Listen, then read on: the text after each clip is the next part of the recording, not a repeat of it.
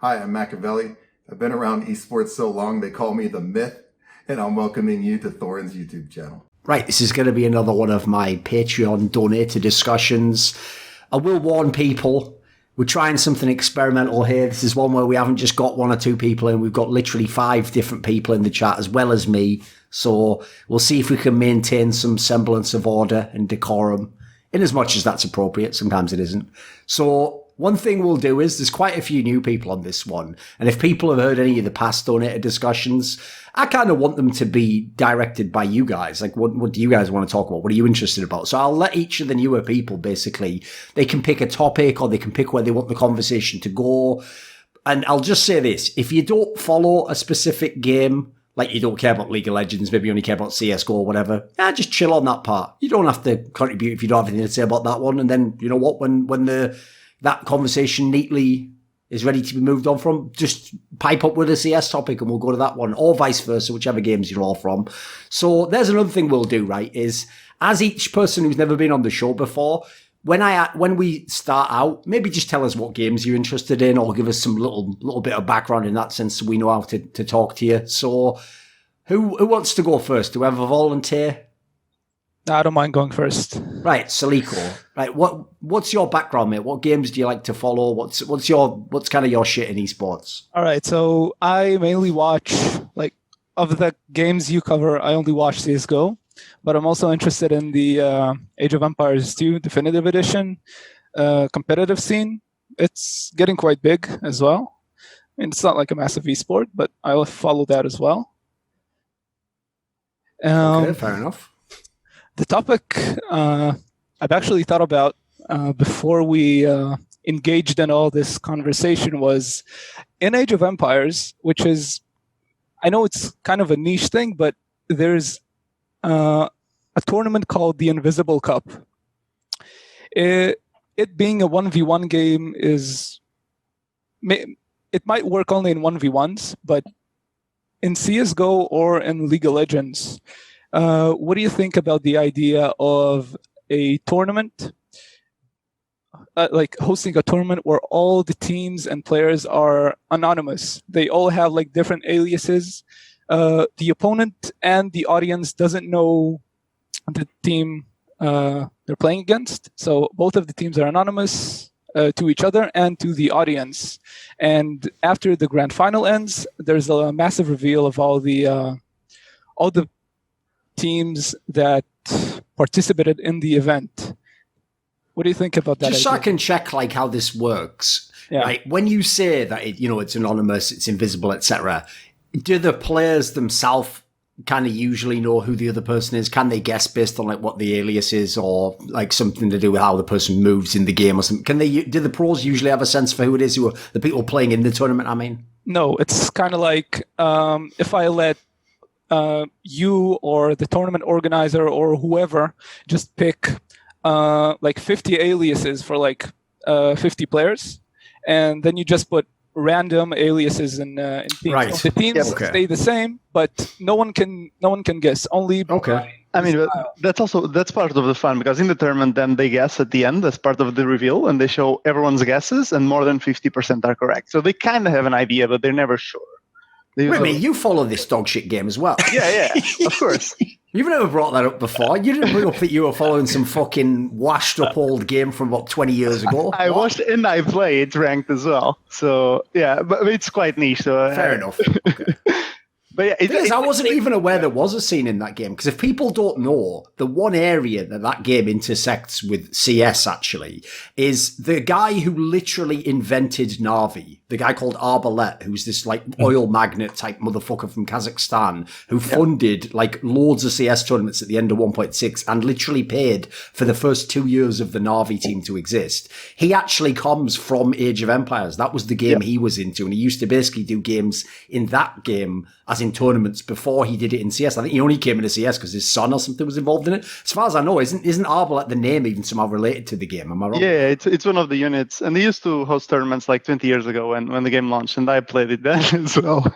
because was he like a big deal in that game? Was he like those tournaments? Just the tournaments were important because there wasn't that much money at the time, and even now, like a year ago, there wasn't that much money. It just last year with the launch of Definitive Edition, like Microsoft funded a couple of tournaments. Like this, right, fair enough. Final was a couple of $10,000. In terms of the idea, though, of the concept, like it's not a bad fun concept. Yeah, like put it this way, the type of tournament that I think should do something like this would be like a CS Summit type event, you know. Yeah. Because to me, I also think the most fun way to do it is probably where it's like, I think actually if you wanted this to be the most fun, you should know who is entering the tournament. You shouldn't know who is who. That way you can actually do the guesses correctly. And I would say, by the way, this just gives me a little excuse to have a mini rant about this topic because no one, I sometimes feel like I'm the only real human and you're all just characters in a fucking shit, like point and click adventure game or something. Because how can there not be humans noticing this stuff? So everyone who's watched this show, right, who's a fan of CSGO will be aware of that feature that Betway does, right? You know the very famous feature they do? Whose frag is that? They get pro players and the pro player watches a clip of another pro and he has to guess who's the fragger, right? Now here's the joke of that segment. Everyone loves it, right? It's one of the most popular segments. But I seem to be the only one who's noticed none of these pros have the eye test to even know sometimes their own teammates or people that like they've played a million times against. They can never guess. They're only ever guessing literally based on mad shit like what skin the guy is using on his gun, or they're just doing stuff like the guy gives them ridiculous clues like, oh, I'll give you one small clue. He's from fucking Bosnia. It's like, right, are you kidding me? Like, is this a joke? like the clues are ridiculous because how bad these pros are at guessing. So then all the guy does is like, obviously the Bosnia one I did is a hyperbole, but they would do it like, you know, I'll give you a clue. He's Norwegian when there's about 3 people Norwegian anyone could even name. So then all you do is you go, right, is this Rain and does he play fucking checkers on cash? And if it is, you go, oh, it's a Rain, which by the way violates the entire premise of the series, which is you watch the player and guess who it is. If you don't know based on that, there's one answer. I don't know. But the problem is it would suck as a series if 99% of answers were fucked if I know, and then they just had to go, and another pro player gets 0 out of 5. So I've always thought, the reason I'm bringing this round is, I think most pros don't fucking know based on playstyle what each other looks like. So I would actually think this will be fun for real fans of the game, basically. Like super fans who've watched the game loads. I think they would probably enjoy this feature. I remember actually way back in the day, Heaton, like the original icon of CS, once basically played a bunch of gathers where it was a bunch of famous pros in the Swedish scene and they all released their demos under different aliases and you had to guess who they were, right? And so one of them at the time that was like a really banging POV that looked like, wow, this guy's fucking good. Everyone was guessing that was like fucking, I mean, if I say a Scream, you're all going to think I mean the Belgian CSGO player, but like a really old school Swedish player. And it actually turned out it wasn't any pro. It was just a guy who was like a mate, like sort of like a groupie of other pros, but was a really good player himself, just never went pro. So I don't think the idea is terrible. I don't really know beyond, like I say though, as a gimmick tournament, like it's not really a competitive format, right? It's kind of like a side tournament, yeah.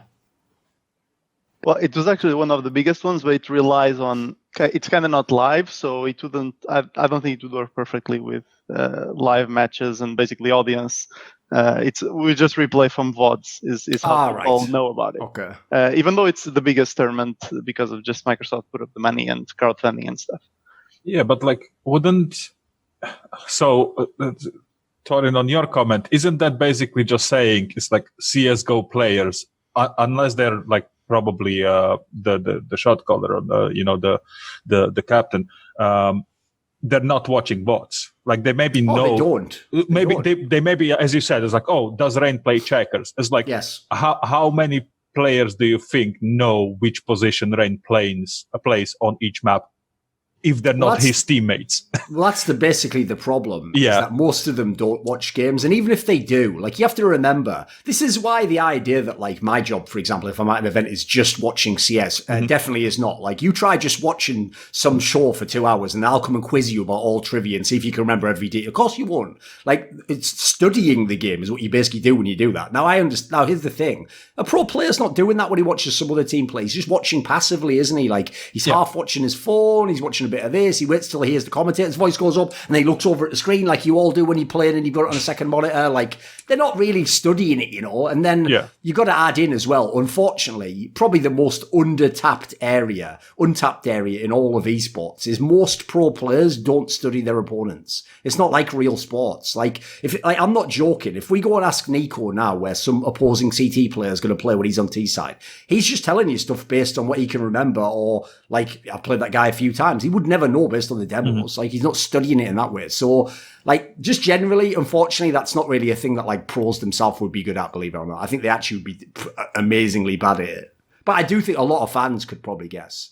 Like it'd have to be someone you'd know, obviously. Yeah, because like my idea of it, like, because it's an RTS, so I was like trying to think is like, how would they translate into StarCraft? And there, like, I would imagine that in Age of Empires, people just main a race as well, like they used to in StarCraft. Like, you probably don't play multiples at the peak of the ladder, not just you playing just rank. Yeah, but the races are very similar, so it's not a big difference. Do people play random in AoE? Is that a thing?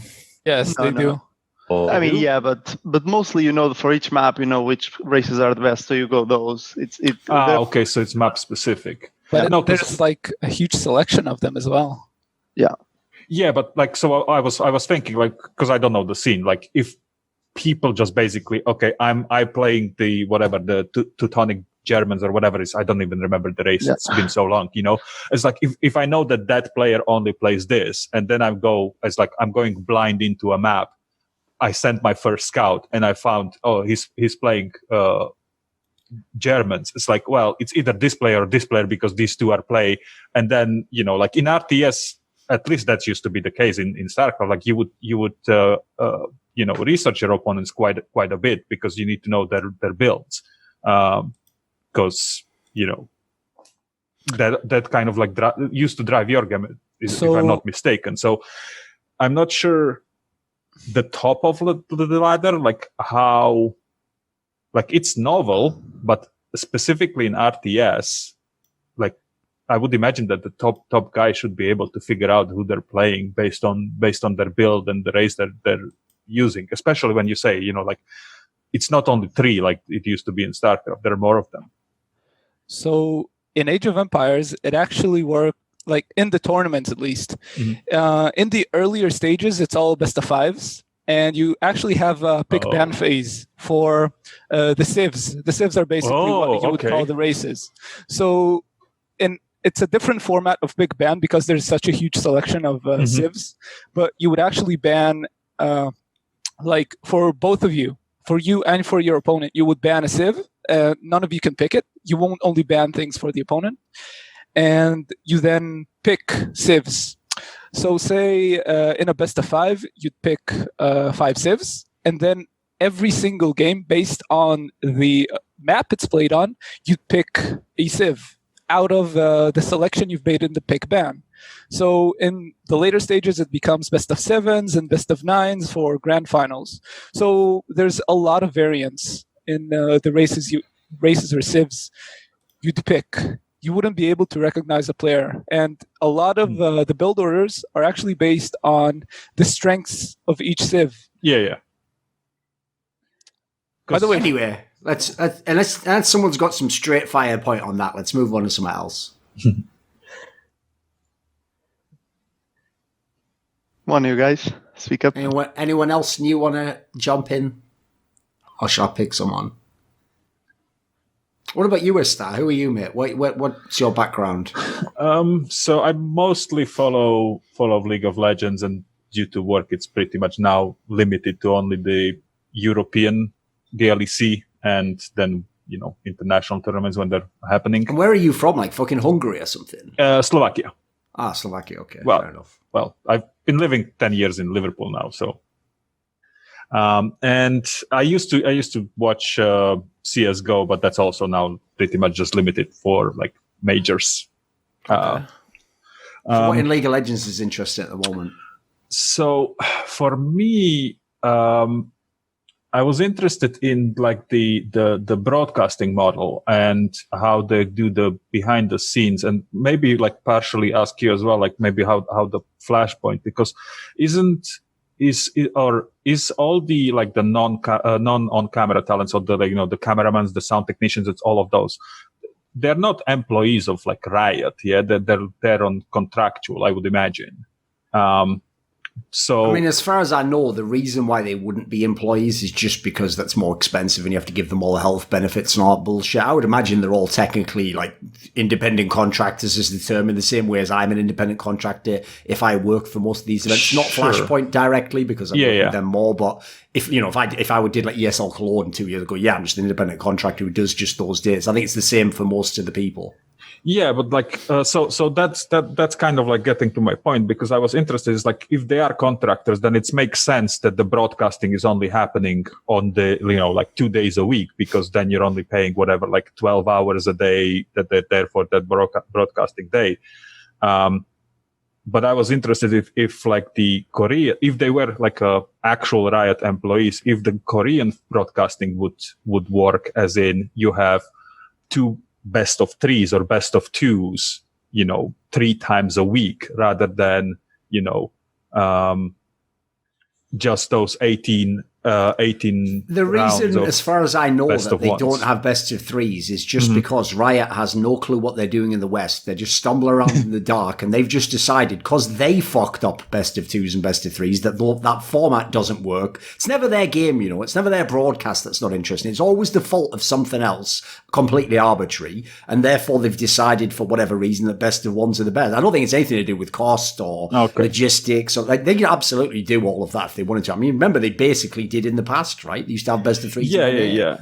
They could easily expand it out like that if they wanted to. Yeah, because the point you made in one of the shows, basically before I think the last playoff started, is like, you now have I think did it almost happen to Mad Lions? Like how many post-season games did they play versus how many games that are during the season? Like, I think Monty said some stat, like I think it was maybe FlyQuest or someone, that they'd played more post-season games because it was double than they did regular season games, which is more than 18. Yeah, which is fucking ridiculous. Basically, it's like what is that? Like you're playing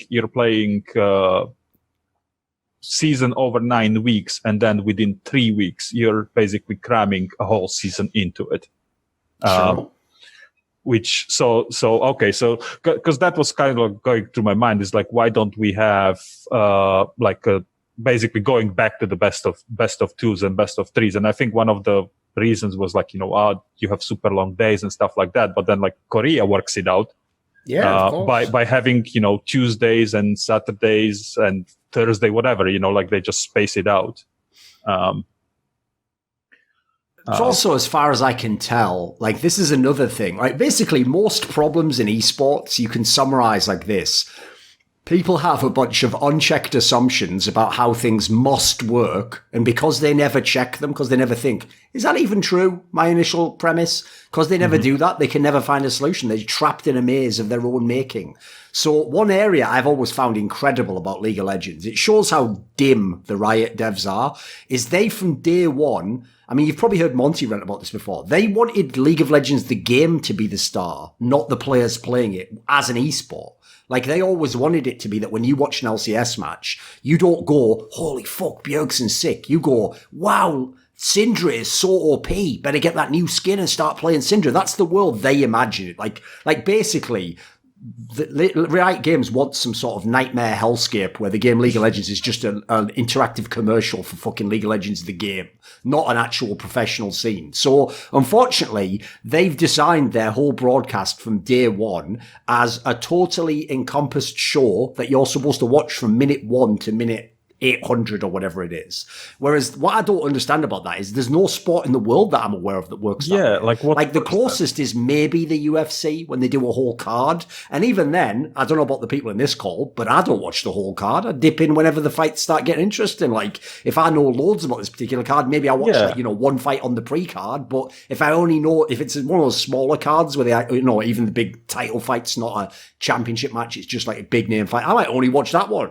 The problem is they don't accommodate accommodate for that in League of Legends. So, like, for example, one of the most famous arguments you've probably heard against best of threes or best of twos is, but I don't want to watch the two worst teams play. It's like, what sport in the world do you have to? What are you talking about? Like, I don't have to watch the Cleveland Browns play some other dog shit team. I just choose not to watch that match. So, like, why you would ever take away the better format from the better games to mean we don't have to watch the bad games? To me, it's like an example of like a false binary. Like, both those options weren't the options. So, put it this way, it's one of those topics where it's going to be frustrating because we can all make a million reasons why it would be better with the better format. But I just think for their own political expediency, they're never going to change it, unfortunately. I don't really think there's a way around that. It's like you said, the game's just a marketing machine. Like, just cycles the same shit over and over. Like, brings champions back in and forth, like back and forth. I don't know. It's crazy. And best of ones, it's like they started with best of ones, went to best of threes in NA, and then they're like back to best of ones. They just don't care. Like, they just want to keep it going. I don't know. It's a mess. That's why I like LEC more. It definitely seems more like put together. Also, I mean, Riot, just as a company, is like, I mean, it's amazing how unambitious they are as a company, actually. Right. That's why people often, if you notice, almost derisively say they got lucky with League of Legends, because you look at how they are as a company.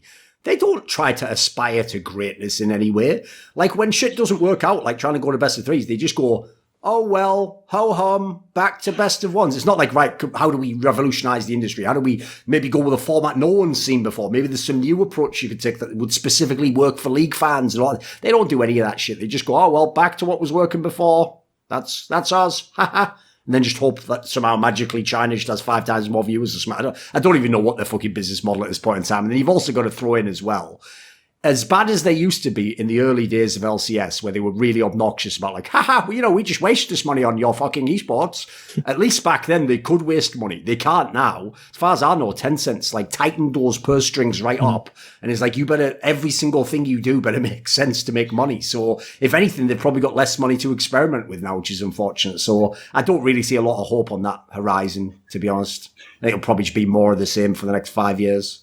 Yeah, but that also like brings me back to that, like why is these people are not full-time employees? Because, you know, like for example, like in IT, if you're a smaller company and you need a database engineer, you know, you hire them on a contract, but you're paying a premium because it's on a contract. It's I don't know, for 6 months. You're paying them much more than you would have if they were a full-time employee. But you don't need a database engineer for 5 years. You know, you want them only for this project. Okay. Like this league has now been going on for 8 years. So I'm not sure why they're still seeing it as like, oh, there is one split. Like, yeah, there is a big, you know, lull after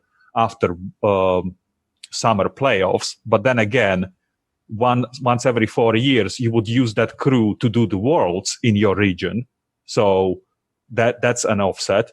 And then they basically, after Worlds, they just go quiet for 3 months. It's like, you know, you can be producing content or some shit during that period if you have these people as a full-time employees, you know, and I don't know, just, you know, like looking back at the last year, just anything almost. But because they're contractors, like you don't want to bring them back necessarily. So that's why there is 3 months of pretty much nothing happening. Basically, the problem is it all depends on what your mindset is like. If you are someone from a scarcity mindset and you're just thinking like, how do I save money? How do I save money? How do I not spend money? Then you're just going to always think that way. It doesn't matter how successful you are. You'll always just be trying to min-max everything and pinch every penny. The point is, Riot Games should, with their success, have an abundance mentality. Like, right, we've got an amazing game. I'm sure if we do some big moves, some of them will work, some of them won't. But, you know, eventually that means that in the end, it'll be justified, the money we spend. We can make big, like, we can go into this new area. We can expand. We can put money into research and development. But that's someone who has a mindset where they actually think that they're producing something of value. It will continue to increase in value and you can kind of make it bigger. Like, they almost behave behave like a company that tripped over and got lucky and did a Dota clone that happened to just make it through the mad natural selection type fucked up battle. If you remember back when there was like 9 Dota clones all going hard to try and be the new game. Like they kind of do look like someone who just got fucking lucky, and they almost behave like it every day. That's why the meme is like that meme where everyone says, Riot's just a small startup. I don't know if you know this. That meme comes from them saying that for years and years. Like, they were saying that shit when they had like 1,000 employees or something mental. Like, I think Valve, has some, they have like 30 or something. Like, they have some insane amount in comparison. So, like, they really do almost think that way within their company. So, I think, unfortunately, like, you were getting into a whole area there that's not even about esports. It's about who the fuck Riot Games is made up of and where they plan on going, Even their new game, it was like driven by the marketing that it was a CSGO killer. Like, I don't think they had any juice behind the game otherwise. And it's not great. So it's interesting how that came about. That's actually the interesting thing about them as a company, if you think about it, is that actual approach, by the way, is a terrible approach. Like, if you know the history of esports, trying to make a better version of a game that was already huge is literally the worst way to ever try and succeed. Because you're not going to take over that game, and what are the odds the next big game somehow doesn't take over the game before, which is the same genre, but then gets more viewer? Like, if anything, that one's tapped out the market. So the reason why I think in League of Legends they probably didn't understand that is they think in League of Legends, but we did do that. We just copied Dota and made it better. It's like Dota wasn't that big. What are you talking about? Like, Dota itself didn't succeed. Like, it basically was a super underground game just played by casuals. And then, like, when everyone tells you, like, all those people that were in early Dota 2, like fucking Mailcore, any of these fucking, like, I don't know, Kuroki or something, like, they were Dota 1 pros. It's like, mate, that scene was like 1/10 of the size of Counter-Strike, and Counter-Strike wasn't an enormous game for the mainstream back then. It was a fucking really niche game. So, like, to me, League of Legends was the one of those games that made it to number 1. So, in a sense, they weren't replacing it. They were ones who got that game type to number 1. In the same way as whoever the fuck made like H1Z1 didn't get that to the number 1 game, like Fortnite or whatever made that number 1. So, like, the reason, what I'm pointing out here is it's so implausible that you'd make a game at all like Counter-Strike and then replace Counter-Strike. That's just not really the way it works. It's like me thinking I could make the most delicious cola and I'm going to replace Coca-Cola. It's like, it's not even about if it tastes better, mate. Like, imagine what I'm battling against to try and overtake what's already established at that point. I'd be obviously way better off making a totally new type of drink no one's ever had and hoping that becomes the new shit in the same way as whatever Coca-Cola replaced. I mean, it seemed fucking probably water back then, but you know what I mean? Yeah. But, like, on the other hand, I don't know, but they might have gotten it like a wrong idea from, before the original Dota and the Heroes of Newerth coexisting and, like saying, I'm better. It's like, but like that's just because something happened once. And even there, those games weren't really developed as like one killing the other. They kind of like, plus also, if you ever know the story, it's actually insane. People don't know this. IceFrog worked on all of these games. Yeah. He was literally just a little whore who was out there selling his ass for whatever top dollar anyone was willing to pay, and he would come and make you the Dota killer. So it's funny that now he's considered like the fucking saint of Dota and the best guy. Like, mate, he wanted to work with these fucking companies. He wanted to, because obviously I'm sure he was just a nobody relative to the world of business when he made all the shit in Dota and helped level the scene up, So, like, that whole thing was a complete clusterfuck, man. There was so many of those games. People don't know this. I always say this comment. Season 1 World Championship, which wasn't a World Championship in League of Legends, was just a DreamHack tournament on the tournament floor where just in that genre alone, I think there was at least 2 or 3 other tournaments they held in like, fucking, I think there was one called like Avalon Heroes. Mm-hmm. There was obviously like, I think fucking Dota might even have been around. That actually, no, it wouldn't make sense. The international would have been around then. What would the other one? Hon, of course. Hon was there, I think. It was a massive game. Yeah, I think Hon was there, yeah. Yeah, these were all huge games. In fact, at the time, Hon was considered the better game than League of Legends, obviously. That's also the other part no one brings up about League of Legends.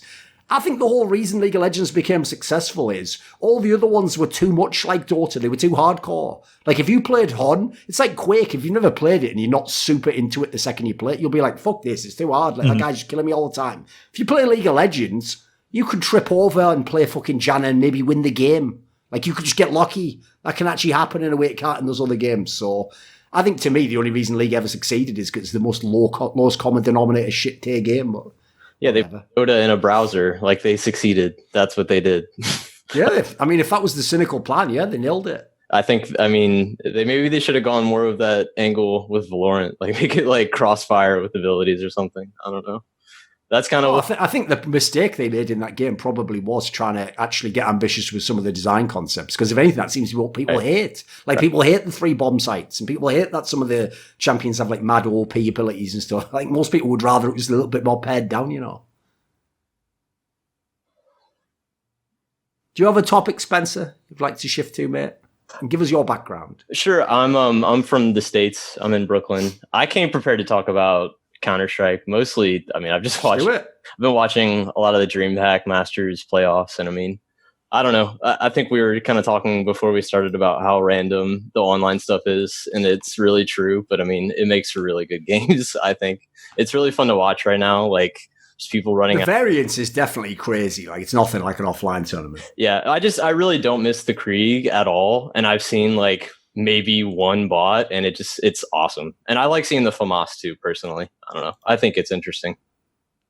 The only problem I have with that is, like, listen, I wasn't a fan of the Krieg because everyone had a Krieg. I don't like the idea no one has one. Like, that seems like a flaw itself. Like, that's why, to me, this is why Valve will never get it. To me, the price change was always the move, not the fucking nerf. Like, if anything, they were always going to do this, over-nerf it, and then no one will use it. So, like, if they were League of Legends and, as we said, they were cynically trying to just cycle the guns, I'd get it. Yeah, you want a gun to go out the game for a while and you want to come back later. But that's not even what Valve's trying to do. So I think, unfortunately, they went too far with that move. Because in my dream world, what would have happened is most people would go back to an AK. I mean, it costs less for a start off. And if you're on the T side, you're usually trying to maximize your economy. And it would just be the godlike players who'd stick with the Krieg. So like Magisk would use it, Breeze would use it, Elige would use it, Electronic would use it. But the idea is they'd be the only ones who'd use it. The fact that they don't even use it shows you that they've just broken the gun now. But the other way, now no one bothers using it. So anyway, is there any topics, like, is there specific teams that you're thinking of at the moment that are interesting? I specifically was thinking about I don't know. I wanted to know what you think is going to happen in an A. I don't know. Liquid looks pretty good right now. Like they seem like they're kind of stabilizing with Stewie as IGL. Maybe I'm wrong. Like I said, it's super random right now. But do you think like Daps is going to leave Gen G? Do you think Alex is going to land somewhere in NA? I'm really interested to see where Alex goes because I thought he was really sick on Vitality personally. Yeah, that's the big problem. It's actually one of the problems I'm experiencing myself at the moment because as naive as this is, right, put it this way, even though I was sold the idea that all these teams joining Flashpoint want to spend all this money and buy big player, like, mate, it's like trying to get fucking blood out of a stone getting these guys to do a transfer move. So I've basically been playing like one-man fucking GM, going out there, getting all the free agents that are available, trying to bring them to the teams that make the most sense for them, connect them together, all the rest of it. So if it was up to me, Alex would already be in. Like, I mean, half the Flashpoint teams could probably use him because most of them could do with an IGL upgrade. So, like to me, Gen G would be a great example of somewhere you could put Alex. Contact would be a pretty good spot you could put him. I feel like these are teams where he could walk in and overnight have the team be a top 10 team. Like they've got the fragging pieces. They just need a better IGL, in my opinion. So, like the big problem is most of these orgs are super reticent to make changes. Even though it's in theory a buyer's market, a lot of them obviously are scared of where they don't know where their business will be in a year from now. They don't know where their main investors will be in a year from now, so they don't want to spend the money. And then you've also got the dreaded third aspect, which kills every discussion about having new players, which is what they all love to do, right? Is any little drip of success, org owners will hold on to for dear life. Like their team has to basically bomb a bunch of events in a row before they'll just acknowledge, like, yeah, I made the wrong choice with this person. I should replace them or get a new player. Because they first of all, they put too much ego into it. Like, I made the decision to get this guy. And therefore they'll have cognitive dissonance. It'll help them just ignore failure for ages.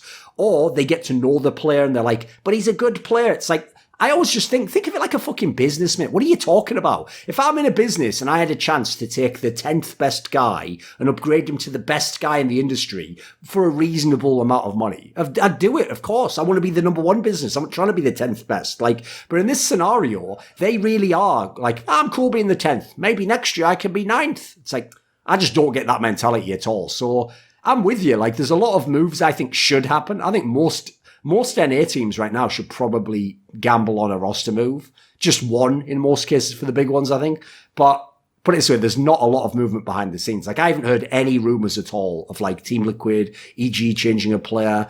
And listen, if there was, even if it was privately, I'd be pursuing it to try and get Flashpoint teams to buy him. It's rough. It sounds rough. But isn't part of the problem also currently like the pandemic, why the kind of like the transfer just basically stopped? Because like in regards to like Alex is now he's probably in UK, isn't he? So getting him visa and getting him into US right now might be a big problem. I mean, no one can travel right now, but yeah. The whole point is, in theory, you're supposed to operate as though the second it all unlocked, we all go out there, don't we? Immediately jump on it. That's actually something that I wanted to touch on in regards to Counter-Strike, because like now you have basically everything moved online. Do you think that basically once everything opens up, we go back to the scene as it was, or is it going to be basically setting the Counter-Strike scene years, almost a decade back, when like you will have more online tournaments because the TOs basically had lesser cost organizing these online tournaments because you don't have the the insurance and the arena and stuff like that to basically eat all the profits.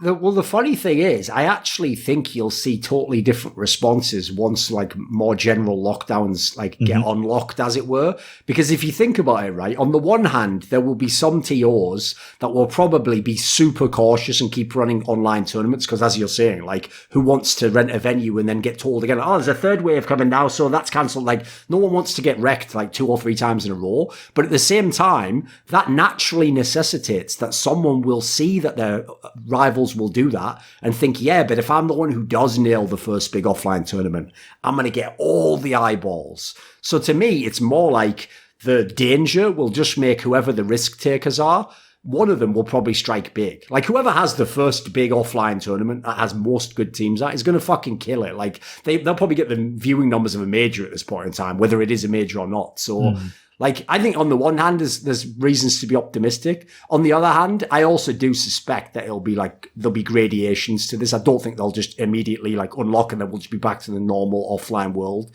I suspect we'll probably have a transition phase, unfortunately. Yeah, because like I was thinking, is like maybe it will be basically like a dam. Yeah, like it might devolve into everyone is waiting for everyone else. Like, who's going to be the one that actually going to make the first move, and then like basically no one is, doing anything, and everyone. To me, the ideal move they should do is, I mean, think about it. They already regionalize with online because you have to, but why not just regionalize the initial lands so there's less risk for everyone? Like, why not have a LAN that's in fucking Denmark that's only Nordic teams, or why not have a LAN in NA that's just American teams? Like, I would do a move like this. Like, whoever's in the country already and therefore can't get turned down, or who can definitely get here, let's just do small tournaments for them. Because remember, like, you can still have big teams at this. Like, it's going to be way better than online competition. So I would just take baby steps if I was some of these orgs, but we'll also have to see who can actually survive. Because as you quite shrewdly point out, certain TOs, it is helping them right now that they're online. One of them is from Germany, begins with an E.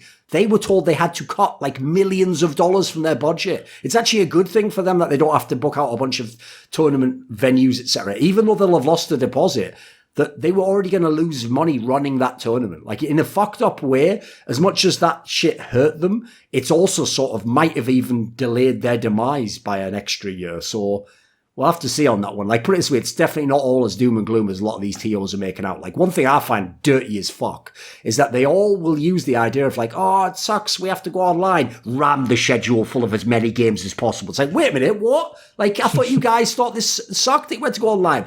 They've been mad cynical with how they've all like loaded up the formats of these tournaments. You notice every one of these online tournaments has you playing 1 billion more games than you would if it was a LAN. I'm one of those suckers watching all of these crazy ass DreamHack games. It's ridiculous. I'm like getting burnt out, but yeah, but it's because there's been almost fuck all left to do, right? There only is one of these tournaments every month. That's it, basically. Yeah, whoever gets like the bleed over of all the DreamHack viewers, like if it's DreamHack, they're gonna come out ahead. I think if they like have a big LAN or something like that. Like they had 100,000 viewers for like a random best of 3 of Navi and FaZe. It's the playoffs, but it's like, Sure. Well, on the same topic, aren't all the CS Summit tournaments? I mean, they are LANs, but they're not like your classic LANs where you're on a stage or like in the same room. You're actually playing in like different rooms, right? Or just in different rooms of the same house. Yeah. So why wouldn't like a TO say to some of the teams, let's make that type of tournament happen for like an international event? So there wouldn't be a crowd, but it would still be a LAN. Wouldn't that be, or even run a league in such a space? Say they're playing in like different hotel rooms, a floor up, a floor down, but they're all still connected to the same network. That would still technically be a LAN, wouldn't it?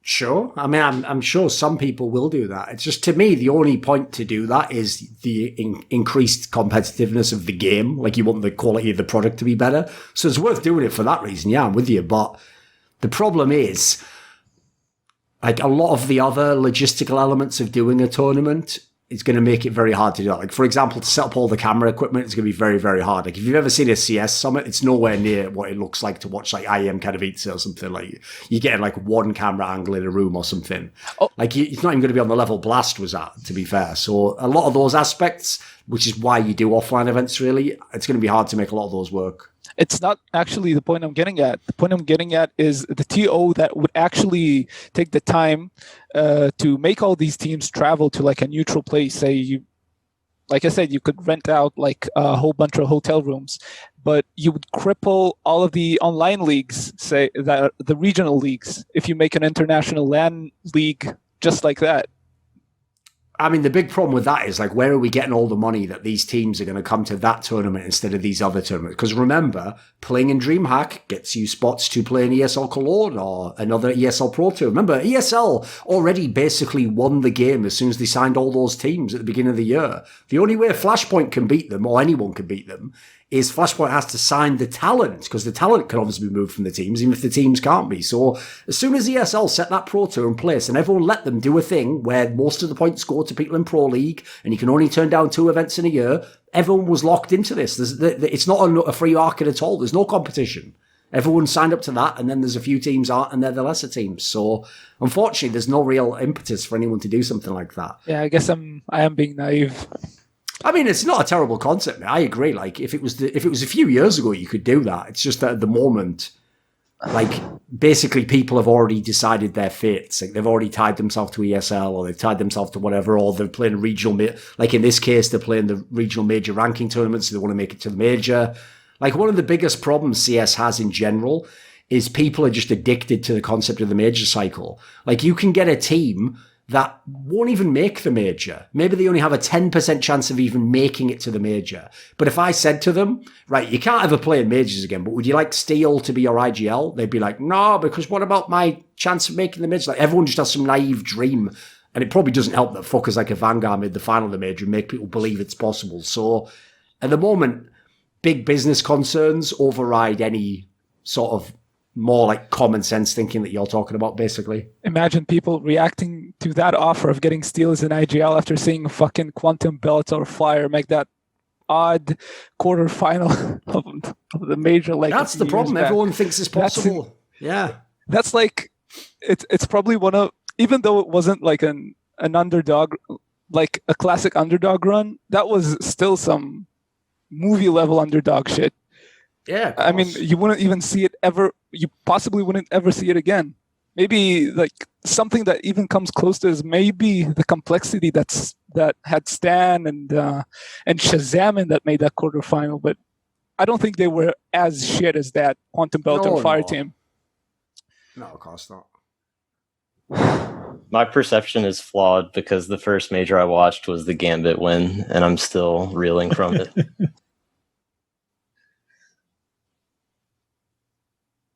Yeah, true. Right, what about... There's still someone left, Bobby. Come on, you're very quiet. I mean, he's actually been on it before, but yeah, do you have a topic you want to talk about, Bobby? I have thought about one of these things for a long while now, actually. All right. Do you think that there would be a possibility of Nico leaving FaZe for another kind of super team like G2, for example, or some other similar team? Maybe ironically go to Mouse Sports, or anything like that. If he doesn't see FaZe going anywhere. Well, basically, yes. Like, put it this way, that he is someone where, I mean, I don't know how much of this is known, but before Cold Zero came to FaZe, they were trying to get Nico into MIBR in the past. Like, they were trying to do that move, go the other way on it, because they knew this guy, for whatever fucking reason, just has to play with this other guy for some reason. So they were going to try and get a team together. If you remember back in the day, I've said this myself publicly, Cold Zero tried to go to Team Liquid a couple of years ago to team up with Taco again, because that was another person he wanted to play with. So as far as I know, there's like put it this way, Nico isn't in some way like tied to FaZe. He has to be in FaZe, or even the fact that Yanko's the coach doesn't mean he has to stay there. Like, there's a world in which I think if the right offer came, Nico would leave. I would say though, I think it'd probably have to be an offer where Cold Zero goes with him. But for example, like, I don't think the G2 is a terrible example. Like, yeah, like, there's obvious reasons why he'd want to team up with Nexa and Hunter. So I could see that move happening. I think it'd even be a good move. It sounds like a pretty banging lineup, if you ask me.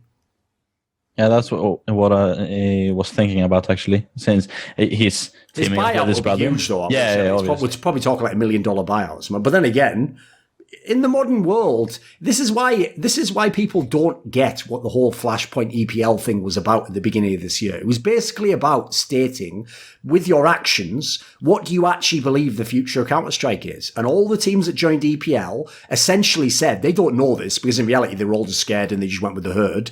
They've essentially said, we're cool with how things are now, and we're cool with the idea that ESL has to make 10 times more money before we're going to make any more, so we'll just keep losing money. Now, why they did that, that's beyond me, mate. Listen, you can do the whole angle of, like, maybe they didn't like people from Cloud9, or they don't think MIBR's trustworthy. I don't know what the angle would be, but, like, as a general principle, that is crazy to me, because right now, you already lose loads of money running CS. So if you want to have the best players and you want to buy talent, it's going to cost a lot of fucking money. You're going to lose even more money. So the point is, there are people on the market who can afford $1 million buyouts. There's people out there who could afford like $5 million, $7 million, $10 million for the best team in the world. The problem is, though, they're limited in terms of how many there are, and they would really have to, like, it'd have to be the right deal for them. So like I say, I don't think it would be just buying Nico. I think it would probably be like Nico himself would probably only leave if it was Nico Cold plus someone else he likes, and then whoever's buying Nico again. Like, unless I already have like 4 out of the 5 pieces, I'm not buying Nico for $1 million unless I know it's going to make my team the best. So it's more like there's just only a few customers on the market for a move like that. Let's say like 3 or 4 teams. But I think I wouldn't rule it out. Put it this way, in a year from now, I don't think it's impossible Nico could have a different team. I mean, the lineup of Nico, Cold, Nexa, Hunter, and Kenny is pretty interesting on paper, at least. Pretty banging, right? Yeah. That could be a number 1 team in the world. I mean, at least the on upper? fire. Kenny. And Cold is then just the rifler? Cold and Nico just baits everybody, and you win every time. At least that was Not Nico bad. thinks. Could work. You I don't think know. Cold would give up an op? He Not isn't being really a- a main operator, to be honest. At his prime, he was like a second op and clutcher. He basically bettered his entire team. That's true. I mean, he's the best at doing it, though. Yeah, exactly. You know, So he's fucking it was wicked at it. completely Yeah. justified. Yeah. You can. I completely blanked. Yeah, I don't know. put I it don't this way, know. That's not a diss when he says that, by the way. That's like saying Drew Brees only throws short passes. Yeah, but he fucking exactly. wins 1 million games from doing it. Like, he's the Yeah. best at doing it, isn't he? Yeah. No, I just for some reason I completely blanked out that like Fallen was the main opera in that team. Yeah, It's exactly. like Yeah, he was always a secondary opera anyway, mate. So it's Yeah, more yeah. map specific. So I mean, he would Yeah, probably yeah. still do it on certain maps, but that wouldn't be an issue. It would be interesting to see if somewhere down the road, Cold Zero demanded the offer from Kenny, and like the intense turmoil that would come up in that team.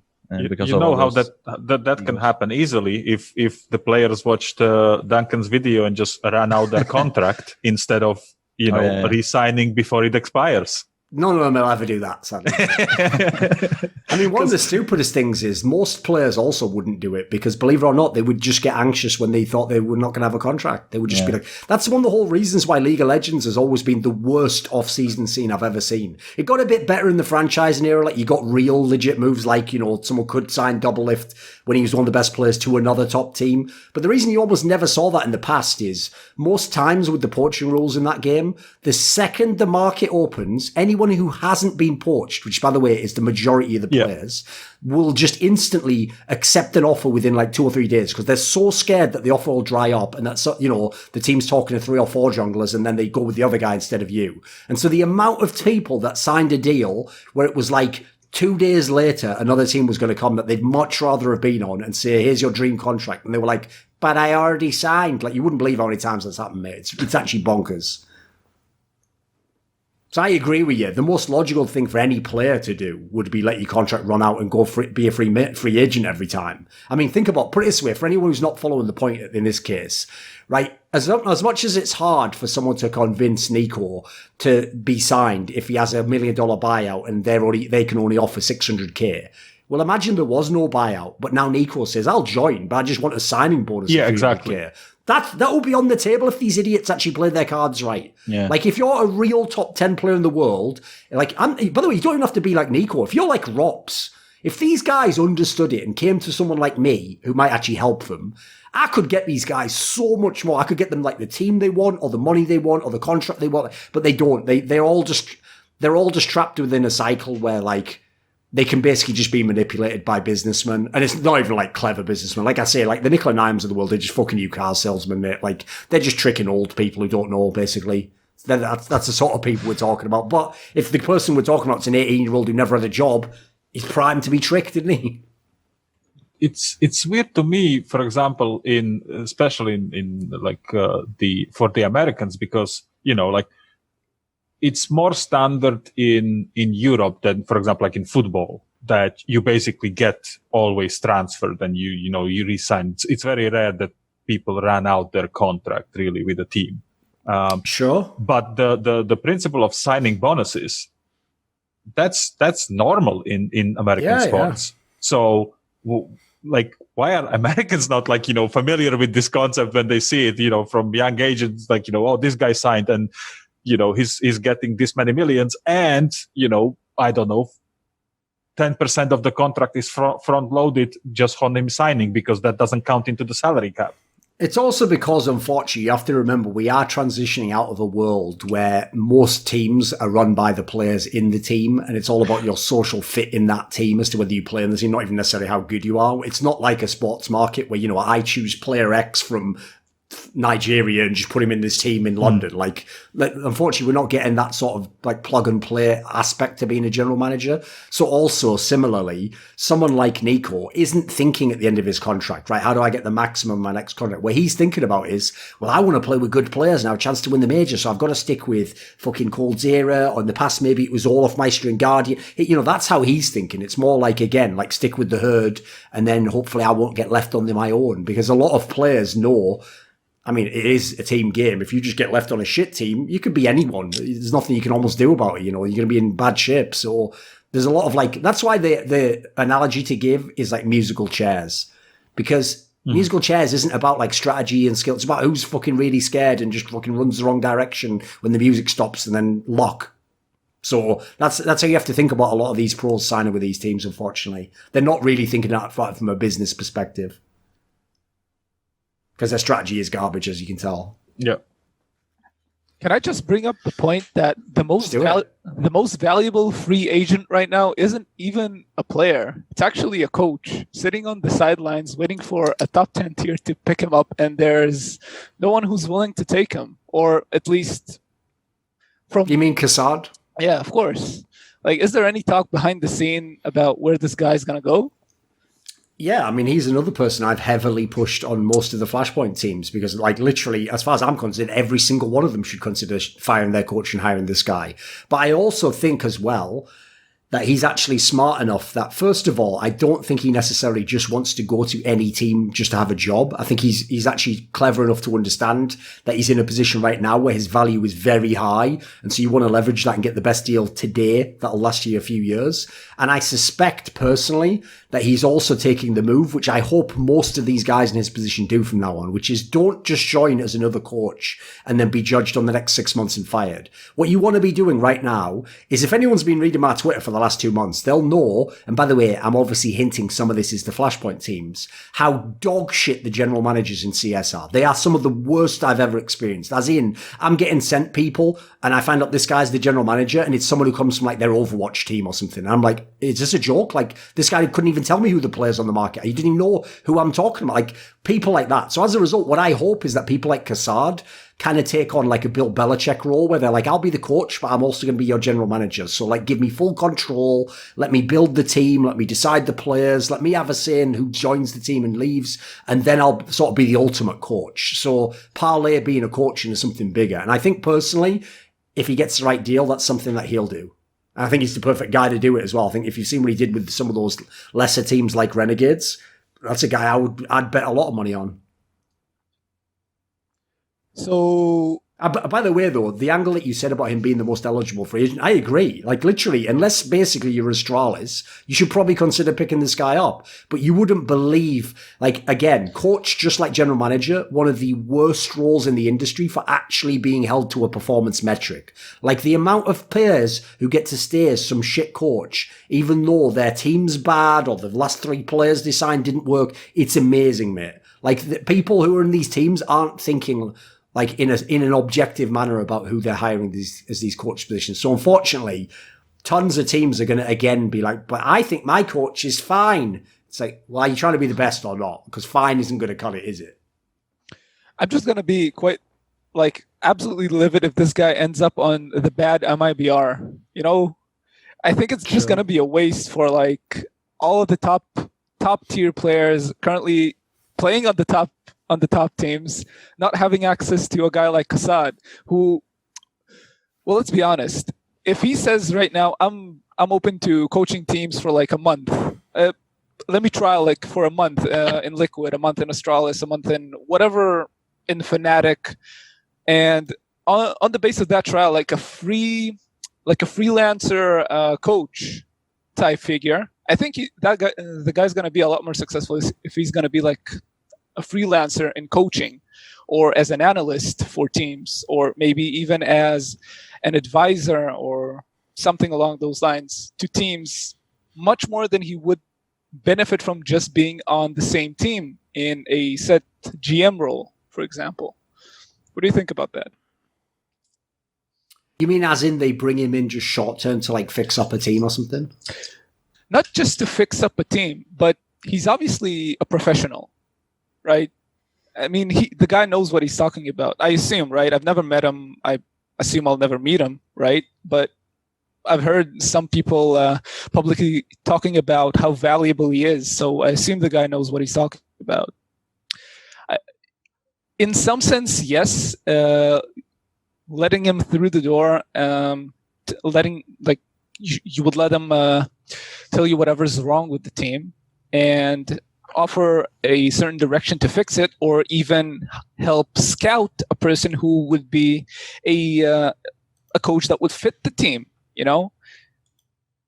Basically, unfortunately, that is a good idea, but it's just nothing that any of these orgs, like, they're not even on that level, mate. They don't even know that could conceptually exist. Because basically, what you're describing is something that I actually might do in the future myself, which is, I want to be brought in when a team is failing. So what I want is like when there's a massive org, Cloud9 would be a great example. You have a massive org with enormous prestige and history in the game, but right now the team's nowhere near where it needs to be. As in, it's not like one piece away or one result away. It's like years away. It's a whole overhaul. It's maybe 3 or 4 pieces away from being world class. And the idea would be, essentially, I want orgs who can admit we fucked it up. We fucked up everything we did. We fucked up the coach, the GM, the team, the director, direction. And you know what? Because we fucked it all up, we're going to admit we don't know what we're doing. So the idea is we would bring me in and I would literally just turn your whole program around. Because what I would do is I would come in and I would tell you, fire this person, get rid of that person. You can maybe keep this one person.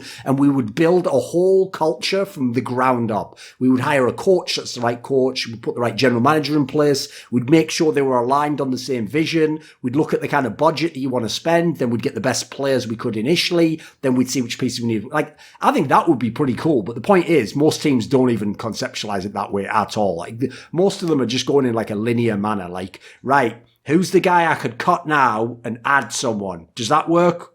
No, it didn't work. Right. What about, is there a different coach I could add who the players know already and would prefer? Right, add him. And they're just doing all these like dog shit little changes that I don't think really do much in the long term. And then most of them just pray that their players just get better and win tournaments somehow. Like, there's a lot of guesswork involved with that stuff. Unfortunately, it's just the least developed part of the industry. So I think in time you'll see it happen, but you're only seeing the initial first moves. Like in League of Legends, you've seen a couple of people get proper general manager roles. In CS, people are sort of gradually moving towards that area, but even then, not that much. Like, for example, I am absolutely staggered that Hunden became the coach of Heroic. That someone didn't just make this guy the general manager of a team and say, build me an entire program from the ground up. Like, to me, that just shows that these orgs do not get it. They don't know where the success comes from. They don't know what the people behind the scenes are doing. And they really believe that, like, when you take Hunden out of the game, like, the guy just plays the exact same way who's on his team. Like, they don't get what these people add, unfortunately. And a lot of that's also because the owners, maybe CS isn't their game. Maybe they know fucking nothing about it. Maybe they just watch on Twitter like everyone else and put hashtag Somos MIBR or whatever the fuck. That concept of you going in and fixing up a team is basically you as Gordon Ramsay in Kitchen Nightmares. Yeah, it'd be awesome, right? Make a TV show because, by the way, Like the reality TV. Yeah. The first week of it would be very like that show, mate. It would just be me ruthlessly firing people as they all cry, and then that's all what the fuck is this? Exactly.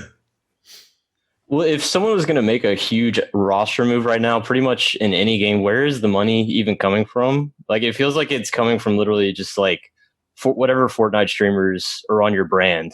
Like, where else is the like real income in any esport right now? Like, other than just like grinding the views out. I know what you mean, but at the same time, like, some of the teams, this is actually the area where Flashpoint, if the people would pull their finger out their fucking arsehole and actually make some moves, where Flashpoint should actually kill the EPL teams, which is that they have way better funding. Like, look at teams like Gen G and how they're funded. Now go and look at some of the teams like Astralis, who's asking people to take fucking pay cuts. Like that's amateur hour compared to some of these teams now they're funded. So it's not an issue of getting the money. The main issue is how you can justify spending it. So the problem I have is this. I totally get it if you're an ESL team and you don't want to sell players or buy players right now because you think, well, I don't know what it's going to be right now. So if I have a team that, yeah, it's failing like Evil Geniuses, but you know what? We might still be like the 11th best team in the game, or maybe with the 8th best team in the game, whatever ranking you want to give them. To that, in that scenario, I would just min-max it. I would just say, right, just let these guys ride their contracts out. Let's not waste money on buyouts. Let's just hope they get better in the game and that we survive as an org. What I don't get, though, is, like I say, it's a buyer's market right now. So, yes, the fact that you're hurting should be less relevant, in my opinion, if you're like a Flashpoint team that, in theory, is committing to the idea of trying to go a different path and make the money back in the future. That's why I'd buy now, because the player I buy for $1 million today should cost $3 million on a normal market. So it's like the stock market. That's why I always give that analogy. The kind of person who sits around during the coronavirus shit and goes, oh, everything's locked down, the stock market's tanked, fuck, all my business. That's the guy who doesn't have loads of liquid assets. The guy who has loads of liquid assets goes, right, I'm going to cynically look at this market, try and figure out when it's dipped the most, and then I'm going to buy like a motherfucker what I think's going up in the future. And the guy who does that, if he does it correctly, is the guy who, yeah, he could also waste his money, but he could also be like 10x his whole value in a year. So to me, I want to know where the Counter-Strike teams are that want to do that, because there are certain teams where, especially ones that are like 1 or 2 pieces away, I would be going the other direction. I wouldn't be saving my money. I would make the most aggressive moves ever, knowing that actually the implied value of them is way higher right now than it ever will be in the future. I mean, obviously I can't know what will happen in the next few years, but assuming something of equal magnitude doesn't wreck the whole scene again. Which, on the same note, like, it's surprising that none of the teams with like some venture capital backing did not just go to Astralis and say, okay, sell us device. What if I told you they did? Okay, that wouldn't surprise me. The lead.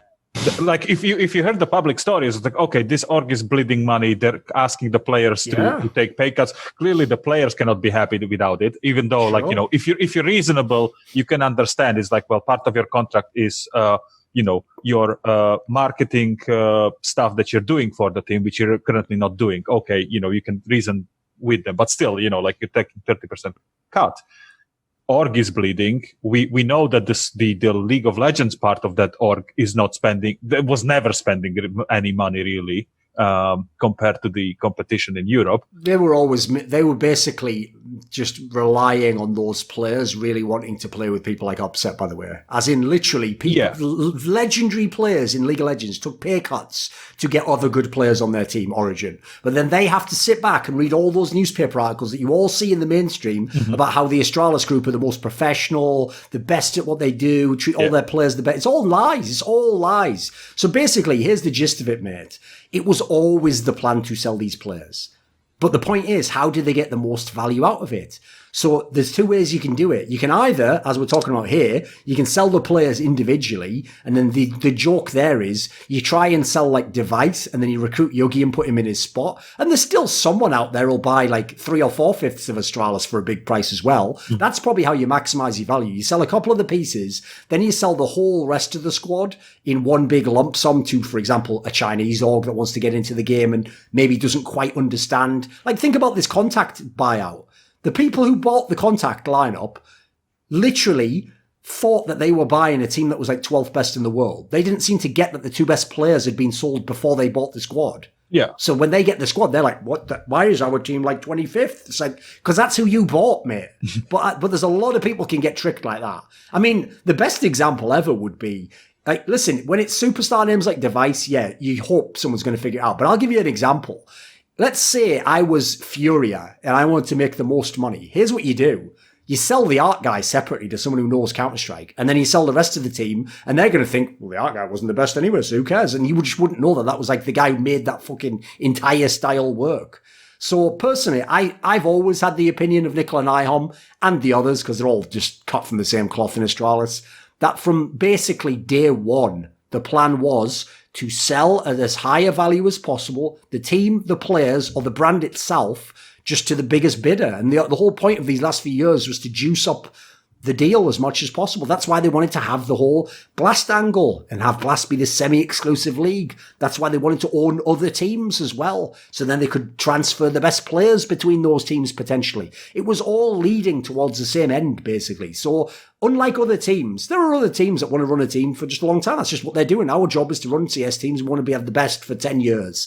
I actually personally think like the deals have already been there. The problem in Counter-Strike is it's like a lot of sports. Tons of moves happen. It's just that they don't end up actually undergoing the formality of being finalized, you know. So the deal is on the table. It's just you'll never hear about it because, believe it or not, and this is a fact I would hope you all understand, people like DK only report it if they have nailed that motherfucker down and it is 100% all true. If there's even a chance it isn't, you don't report it. Oh, you mean, so there's tons of moves happen that you'll never find out about, unfortunately. Unless you ask me on this. You mean journalistic integrity, yeah? Having sources and the second source. I mean, the sad thing is, mate, there's only about 2 or 3 people actually have that. The rest of the people who look like they're in the same business are just fucking clout chasers. It's actually really depressing in Counter-Strike particularly, because in Counter-Strike, right, you know what, I'll just say what everyone should already understand. There is quite obviously a fucking cabal of people who upvote and downvote content on Reddit and use basically a group to do it. Because the amount of utter shite that has no basis in anything, and the person isn't even famous, that gets upvoted is ridiculous. Like, these people essentially gatekeep the CS community in a way that doesn't happen in other games. Like, in League of Legends, there's no... Like, the kind of clout chase you get in League of Legends is... I wouldn't even call them just a clout chase. I'd call them like Tyler Watt or something. That's just a personality. The people you have in CS who are famous just for having Twitter accounts or being like pseudo-journalists... I'm amazed that the community is so stupid they support these people. But whatever, it's what it is, isn't it? I guess we have the Perez Hiltons of the world or whatever. Thorin, do you remember a long time ago on a Counterpoints episode, I think it was you, Moses, and Sean Gers, you made a bet in that episode about which team was gonna make a roster move first out of Liquid, EG, and Astralis. Oh, okay. Did we? I think so. Yeah. And did I say Astralis? I don't remember actually, but it's now obvious. Like the bet is obviously on now since the team has. Astralis I'll have has to go made back and a find change. that episode. Yeah, I think it was in the like 60s or 70s. I think. The problem is I wouldn't count what they've currently done as a roster move. No, because no. they haven't finalized like a player leaving or whatever. But I agree. Like that, I put it this way, one of those teams will have made a roster move within a few months, I think. So yeah, exactly. Yeah, it'd be interesting to see who said what on that one. Yeah, I can actually look it up. But it was when I saw Yugi join, I got very like, oh, this is gonna get spicy. The funny thing is as well, I don't know if you know this phenomenon, but TL and EG also are not themselves going to make a move. Like it will require like a mutiny of the players, or it will require someone getting a massive buyout from another team, because like they're in this classic situation, and American teams especially are really susceptible to this, which is whenever you have names that are all considered like star quality. So it doesn't matter that if you use your own eyes and watch Nitro play for the last 8 months, he's nothing compared to the name Nitro. Like he's actually quite a weak player in many regards. Doesn't matter. The name Nitro still carries mad value. So no one's ever talking about kicking Nitro. No one's trying to kick Stewie out of that team. So the problem they have, it reminds me, if anyone's an old school fan, of what used to happen with Team 3D in CS 1.6, which is they used to just stack 5 or 6 names who all could be the star of like, the 4th best NA team, all on the one team. And therefore, kind of like FaZe Clan, I guess, is the example now. You then can't kick anyone. Because even the worst player you're kicking is like Olaf Meister. And that name, you can't explicate that from what he did. Like in your brain, it'll always carry extra value. So unfortunately, those teams, I also think, just don't have an obvious scapegoat. So I just don't think you'll see them be very proactive changing players. Unless they could maybe trade between each other or something. Like maybe that could happen. Like maybe there's some universe where they trade like, I don't know, fucking Stewie for Tarek or something. Some move like that it'd have to be, Or someone fucks up in the personal life. Yeah, there's the other angle you can go with. Which, listen, they've been doing their best to do that. Like, I don't know if you saw the fucking blasting where they were bringing along all those like e-girls that they're dating and stuff. So they're doing their best, but just got to give them time, haven't you? Do you think? What's another topic? Come on. Do you think Cloud9 would consider trying to get Kassad? I don't know anything about Cloud9's coach. I mean, I've heavily tried to get them to, but I think the main issue with that is if they keep this current squad, because the current squad, the guy who's the coach was basically in the South African teams with the 2 South African players they have. Right. So I imagine for this squad, he's probably a good coach. Seems like a guy who does his research, etc. But I agree with you. Like, they're a team where, put it this way, does your team speak English? Yes. Right. Well, in that case, hire Kassad. That would be my flow chart. But it also depends on factors like, does the Kassad want to move to the US? They have a US team at the moment. Does he even like those players? Like, there's another thing. One area I actually have some begrudging respect for a lot of pros in CS is, believe it or not, no matter what you've heard, most of them won't just leave for the paycheck alone. Like, if I came to Nico right now and said to Nico, what do you make in FaZe? So I'll make up whatever he makes. I'll imagine he makes, let's say he makes $300,000 a year in FaZe salary. If I said to him, right, you're going to come with me and you're going to join, let me think of a team that he could join that's not as good. Well, let's make it Gen G. Like, Gen G has some decent pieces, but they're clearly not a world beater. If I said, right, join Gen G and I'll pay you 3 times more, he might not do it, Most players of his level would say, I still make quite a lot in FaZe. And plus, I think FaZe is a better chance to win. And there's a couple of players I like here. So I'll say no to that. Whereas if you know anything about sports, dude, there's a lot of people on championship teams in fact, leave in main sports if they can get 2 or 3 times more. Because they just think, right, how often am I going to get a chance to parlay into this kind of payday? I'll take it even if it means going to a bad team. You've seen that happen a million times where their career actually gets depressing after that because all they got was the money. They didn't really get any more success because they took a bad team that was willing to overpay them. So I think the main problem in that regard is I don't actually know that, for example, he would join Cloud9 if it was this lineup of players. Like, I wouldn't as a coach. I don't think anyone could coach this team to, like, top 8 at a major or something, I feel as though it's just you haven't got the tools to work with. You think they'll just go back on this whole South African project? It seems like Floppy, he has his moments for sure where he was like really sick on at least Train. I remember on one of their games, like, I don't know. There's two ways I think Cloud9 goes, because here's the one thing that people don't know. Cloud9 isn't happy with the current state of things, and this is not like the kind of team that they want. They want to have a like potential major winning team. That's also one of the reasons why they were one of the prime movers behind Flashpoint, because they understand. Think about what happened in Cloud9 before Flashpoint.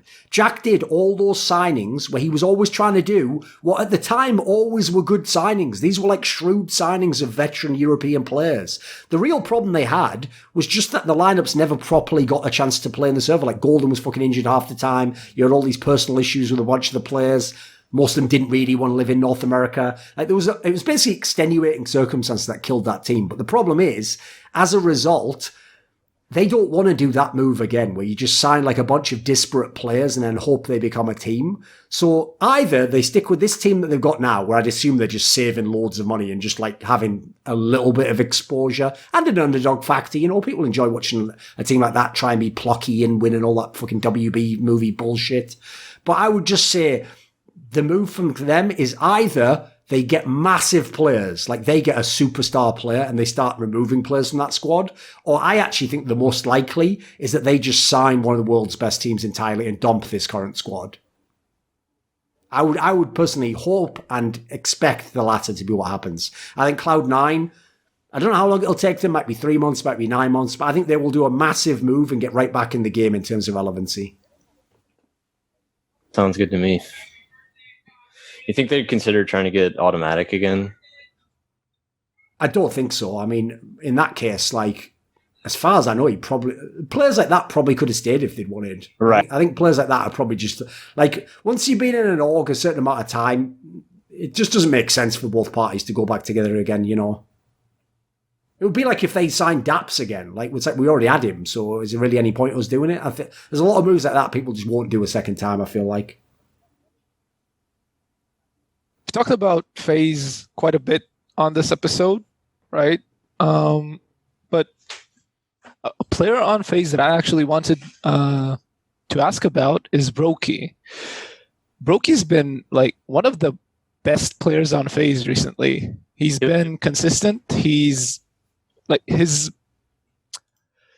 all of his style, like in the game, he's very composed. It doesn't seem like he's very influenced by pressure in and outside of the game, at least in this environment. He's obviously played a couple of LANs earlier in the year, and he's been quite good in them as well. What do you think? What do you make of this guy? I mean, does he have a future, or is FaZe even a good team for him to start on as a professional? I don't really get the hype around this guy. I don't really know why people are going crazy. Like, to me, this is just another like Esperanto, these players that came up, and the difference is he got to go to FaZe Clan. And then luckily it's also a team that is an open enough structure. You can just pop off as an individual player. You can do it. It's like playing in FaZe Clan. It's not as bad as like playing an FPL mix, but it's closer to that than being in Astralis, put it that way. So like these players, by mass, they're almost like primed to have a chance to succeed in that team. The question is, for how long? That's my issue. So to me, if you'd have taken Esperanto 2 years ago and put him in a FaZe Clan, if you'd have taken like fucking Ships now and put him in last year, these players could have done similar things. So it's not that I think he's a bad player, it just looks like a decent player. Plus, I'm sick and tired of this bullshit where I'm being told that like everyone in FaZe Clan is good, and then I look at FaZe Clan and say, well, why aren't they the best team then? What is this nonsense? Like you can't always just be, like, everyone can't keep doing this game where they tell me, you know, Rain's playing really well. Like, so you telling me that so I don't talk about Olafmeister? Or if Olafmeister has one good game, I'm supposed to ignore that Cold was shit for 2 months. Like, it's just whack. So to me, I wonder what people expect. Like, do you think these players are just going to roll up and get like 0.4 kills per round and just get instantly banged out? The only reason they got brought in the team is because they're FPL stars. So to me, at the moment, he's doing what he should do. And the big problem is, like you say, he's only played a few LANs. So I need to see him play more on LAN before I can say anything. Because, mate, there are literally talent that can play online is a dime a dozen. The scene's overflowing with it. And it's not even that he played a couple of LANs with FaZe. Like what's the quality of the LAN that he played on? Like he's been to 3 Blast, ESL Pro League finals where they finished, 9-12, and then into Extreme Master in Beijing, where they lost to Astralis and finished 34th. Yeah. So like I don't get the hype, because like he hasn't been into a big final in front of a big crowd really and been tested. Like he looks fine now, and then you get him into, I don't know, final of the ESL One Cologne, and he completely shits himself in the finals and drags the team down. Like that question still hasn't been answered really. I guess that's a valid point. I think you kind of just magnetize on the frags that you see in FaZe, because they all kind of bait each other, I think. Like, and they just kind of find themselves in spots where, every once in a while, Brookie will just 1v3 with the op on train, on the right spot. Yeah, my basic problem with FaZe is exactly that. It's that they're the ultimate team to not have to cut anyone, because given enough matches, everyone's going to have a pop-off eventually. And so when you have that pop-off, everyone just goes, no, he's a good player, don't remove him. And so there's just never anyone you can cut from FaZe. I mean, by the end, that's why the joke was about Olofmeister. He wasn't even having the pop-off game, so everyone just had to construct reasons in their mind as to why he was still secretly good.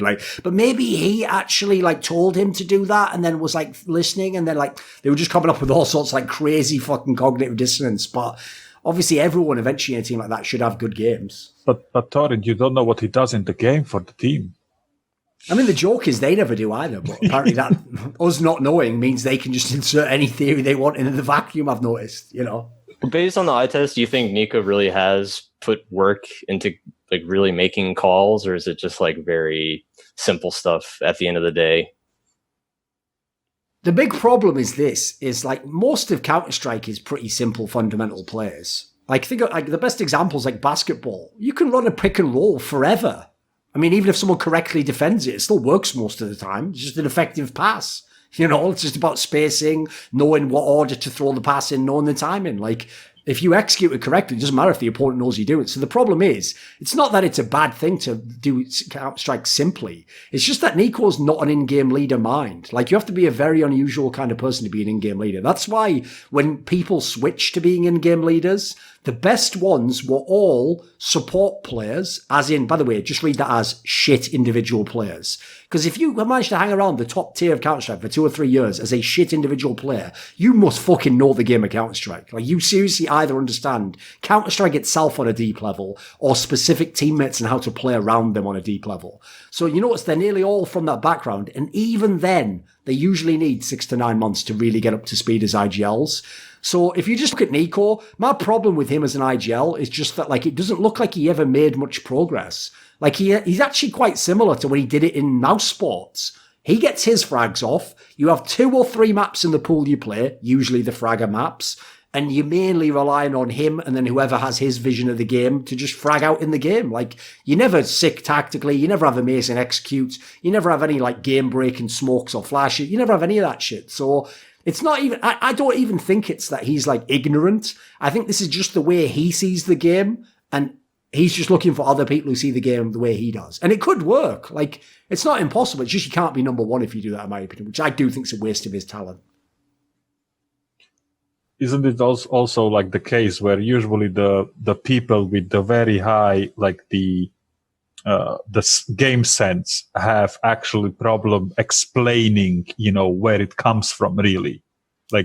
I've no doubt, mate. Yeah. Most of that stuff to me is not conscious. Yeah. The best example ever is Shocks. Anyone who's heard an interview with Shocks, it's not just because he's speaking English, by the way. I know a little bit of French, and I've listened to translated interviews with him in French. He's the same in French.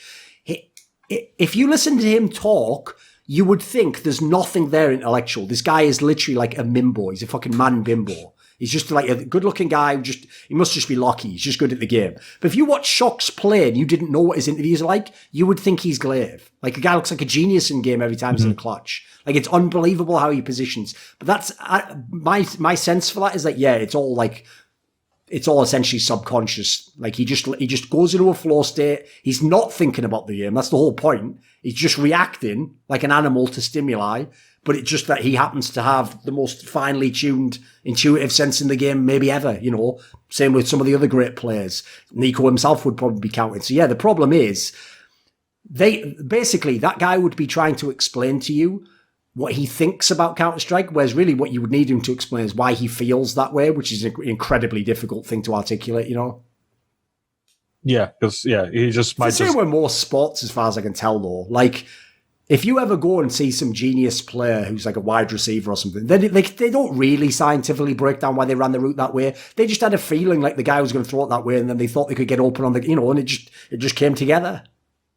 It's actually kind of the beauty of it. It's more art than science, isn't it? Who else has got a good topic?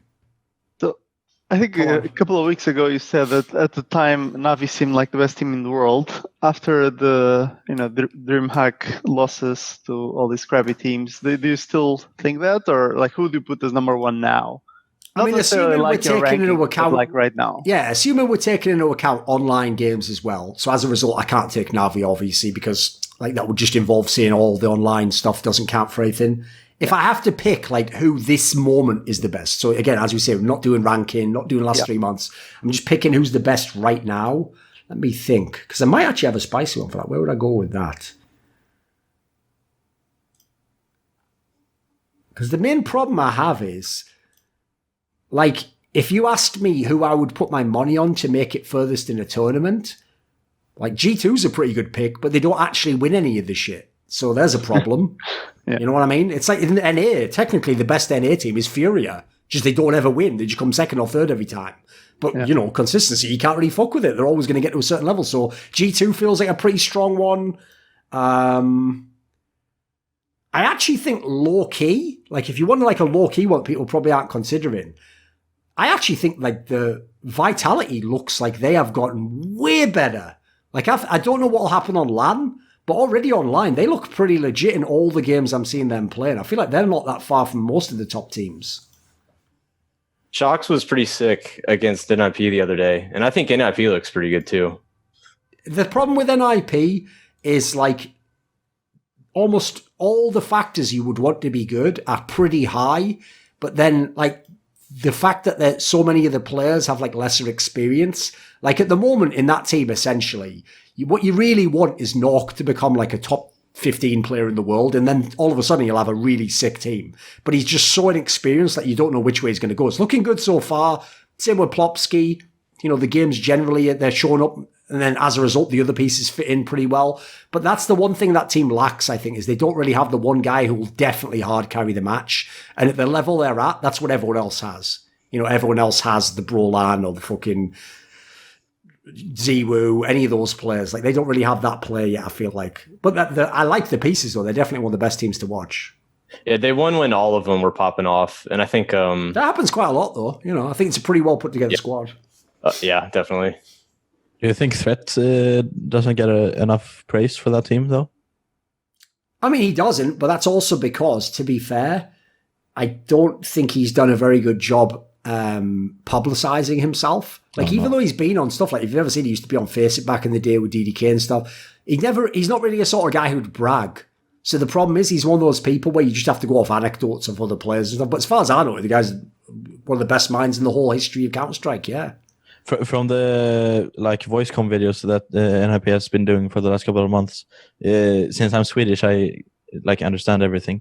He seems really like, it seems like they don't actually, even when Lecro was in the team, it doesn't seem like they actually have like an IGL. It's just he just Threats. does it. Yeah, it sounds like it really sounds like he's just set up a T side and someone just calls 1 through 5 of all the tactics basically. Wouldn't surprise me. I'd use him that way if I could. And it seems to work out. It's kind of based around wherever Hampus or Hampus goes, right? Like every other map. Yeah, I think so. He looked lost on Inferno. He's kind of new to the team as well, so I don't really blame him. But he is also like one of those players who became an IGL out of necessity, but then actually became in the tier like 2 Swedish and actually pretty good at it, but later like didn't get into any good teams. Got stuck on red reserve. That's actually one of the reasons. I mean, this was never brought up in the main discussions, and unfortunately, I didn't do a video on this topic, but maybe I still will. There's still time. One of the things I think people heavily undervalued in that whole like replacing Lekro with Hampus move is like, look, as individual players, Lekro's a way better individual player. That goes without saying. But if you actually like listen to that interview I did with Lekro, I get the sense from the teams he's been in and the kind of player he is, he wants to be in kind of like, if you think of the spectrum of the most extreme end of like pure execute Counter-Strike. So actually forget even Astralis, because even Astralis don't have to do it. Let's say Cloud9. Cloud9 to me are the most extreme execute Counter-Strike. It's all they're going to win and lose off is how well did they pick the right execute and then make it happen. On the other end, let's say FaZe, just because it's the most famous example, is more loose Counter-Strike and it's not really true in-game leading. I got the sense Lekro wanted to be in the middle, which I actually don't think matches up with Threat. Because if you look at Threat's career, he wants to be way more on the Cloud9 Astralis end of the spectrum. Like that's where his strengths come in, because that's where preparation is going to help you. That's where you can anti-strat people. That's where you can take a player that's not even that sick at a role and get him to be very specifically running a certain route, doing a certain thing, certain timings. All these things are ways to basically make the player more effective, because like the system props you up in that regard. So I think that's what Threat's going towards. So I actually understand why they did this gamble on this move, even though to everyone else, they're all reacting emotionally to like, oh, it's unfair, and he's a good player, and but the players didn't want it. It's like none of these reasons matter as long as it ends up in the end, which it's looking like at the moment that the team keeps progressing, and with the talent base they've got, if this team gets good by the end of this year, you could have a good core here that could go years. We're talking like 3 or 4 years for some of these guys. So I feel like they might still be one piece away, maybe in a year or two. Maybe they sign a big name. But I love the foundation of this team. I think it could go a lot of places. And they look fantastic against almost every team they play now. Like the map pool looks good. They're matching up well. And just the level of actual execution you sometimes see from them on T side is ridiculous for how inexperienced their team is. Do you think Nip is better than Fnatic right now? As of today, I would say, yeah. The difference is, though, Fnatic has, like, the superstar players and the experienced players. Like, if this was a Latin Gate tournament, yeah, I'd pick Fnatic all day. I even feel like Fnatic's a good example of a team where I actually have my suspicions mouse spots might be done, and that when they get to land, they might also be shit, and they might have to just change players. But I don't think that is true for Fnatic at all. I think Fnatic's having issues, but even in some of their losses, I still see flashes where it's like, that's the old Fnatic. Like, they're still good. I would still stick with this lineup if I was Fnatic. Are you disappointed how Mad Lions looked in their game against Fnatic? Not really. Like, here's the thing. If you notice, even though I really enjoy, like, Mad Lions is one of my favorite teams to watch. I think all those players fit the roles. When they're on their game, they look really fucking tight as a unit.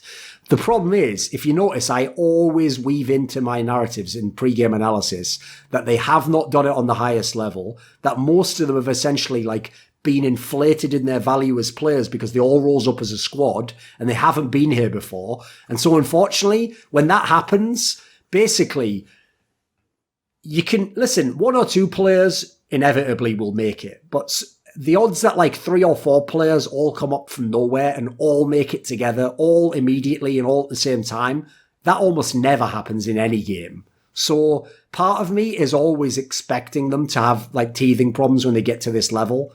And the problem is they're just too good for the level below. Like I don't know where people want to put Mad Lions in the world. I would say they're like I mean, my ranking had them 10th in the last one. They'd probably be 10th or 11th or 12th now. I think like the problem is the teams below them, I think they're way better than. Whoever's like 13th, 14th, 15th, they're way better than those teams. But the problem is the teams who are like 9th, 8th, 7th or whatever, each of them has like a superstar player, or each of them has veterans, or each of them has been in a million tournaments. So at the moment, you're almost battling like intangibles, I think, if you're Mad Lions. But it's another squad like Nip where you just keep plugging away. There's so many positives there that inevitably you're going to break through eventually. It's just a question of when, I think, rather than if. Who do you think is the best Danish team at the moment, since Mad Lions is performing good? I think you'd have to say probably Mad Lions, right? Yeah, I think so too. I mean, Astralis looked. I think did they play NIP last when they went out of the tournament? Yeah, they looked okay in that series, but they not anywhere close to. And that was with Device hard carrying. Yeah, it. So exactly. if it took that, yeah, that's the problem with that squad. Is that squad just looks like a mess from the eye test alone. They've obviously still got the players to potentially be the best Danish team, and if they pop off, they could do it. But I noticed they weren't even doing that in most of those games. Like most of the original Astralis players were kind of having shit games, basically. Yeah, the system like they were probably taking turns almost. Yeah, exactly. The system probably made a lot of them look better than they can perform individually. And also, this isn't a real team. Like, no matter what lies they tell you, they never intended Snappy to be in the team. That was supposed to be Esatag. Just that the person literally said, "Oh, is he taking time off? Well, fuck you, I'm going as well then." It's like the saddest thing right now, that the first time Astralis actually made a roster change, even if it is like, I don't know if it's permanent, obviously. I don't know if anyone No one does at the moment, mate. Exactly. So the first roster move actually happened during this online era. Like that's mind-blowing to me. That's mind-blowing. That's absolutely, I'm dumbfounded just because of that. Like, I would have never imagined that a team that has as good chemistry as Astralis would break up in an online era, like in a time where they don't have any travel to do. But you're literally not even seeing these people as many times a week as you would have a year before then. And obviously that's when all the arguments start. And I suppose the org has like a lot of I think the org influenced a lot, like the roster of Astralis, but I mean, that's only speculation, especially the way you've been bashing Astralis, like obviously some of their players and the org itself. I mean, I would have to speculate the org has something to do with the players leaving, but then again, basically, it might sound counterintuitive, right? Like, why would people take time off now when there's no tournaments? That's exactly why this is the battleground where the players are taking their stand, though.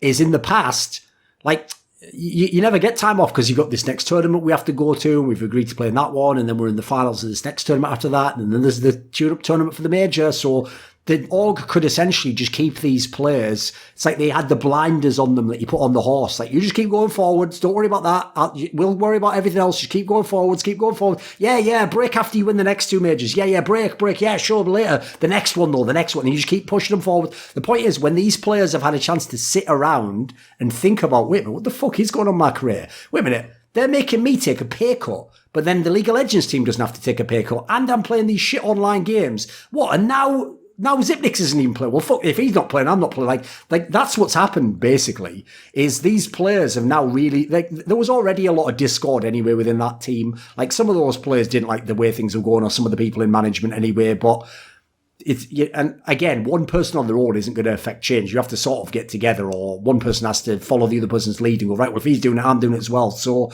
you've sort of seen the initial first mutiny with these two self-benchings. And what we'll have to see at the moment is either will there be a third one? Certainly possible based on some things I've heard. The other angle is, like I say, right now, these players are in play on the market. Like, someone might buy these players. Someone might buy the whole team. It's certainly possible. It's like, it's not one of those things where people are just asking and the players are like, think about it. It's like, there's a possibility these things can happen. The ultimate punchline, I would say, that CSPPA is just proven to be absolutely useless, seeing as Zipix is the president, and I don't see them making any comments on this at all.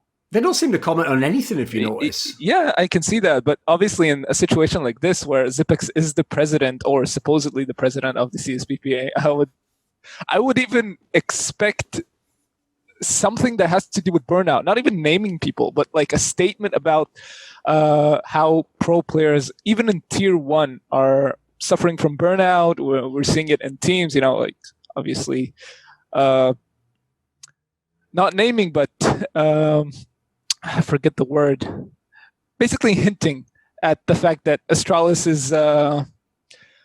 has issues with burnout, and so many other teams also have a problem with burnout. Some type of PR bullshit type statement, but I don't even see that.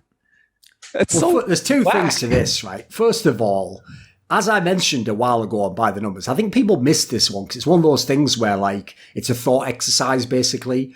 As I said on that episode, right, if you were a company or an entity in esports that didn't want there to be a player union, the best thing that could ever happen for you would be that there would be a player union, as in it would occupy the space a player union would take. It would appear for all the world like a player union, but it wouldn't address any of the key issues or ever hold your feet to the fire. Now, I'm not saying that that's what's going on now. I'm just saying I can't see what the difference would be.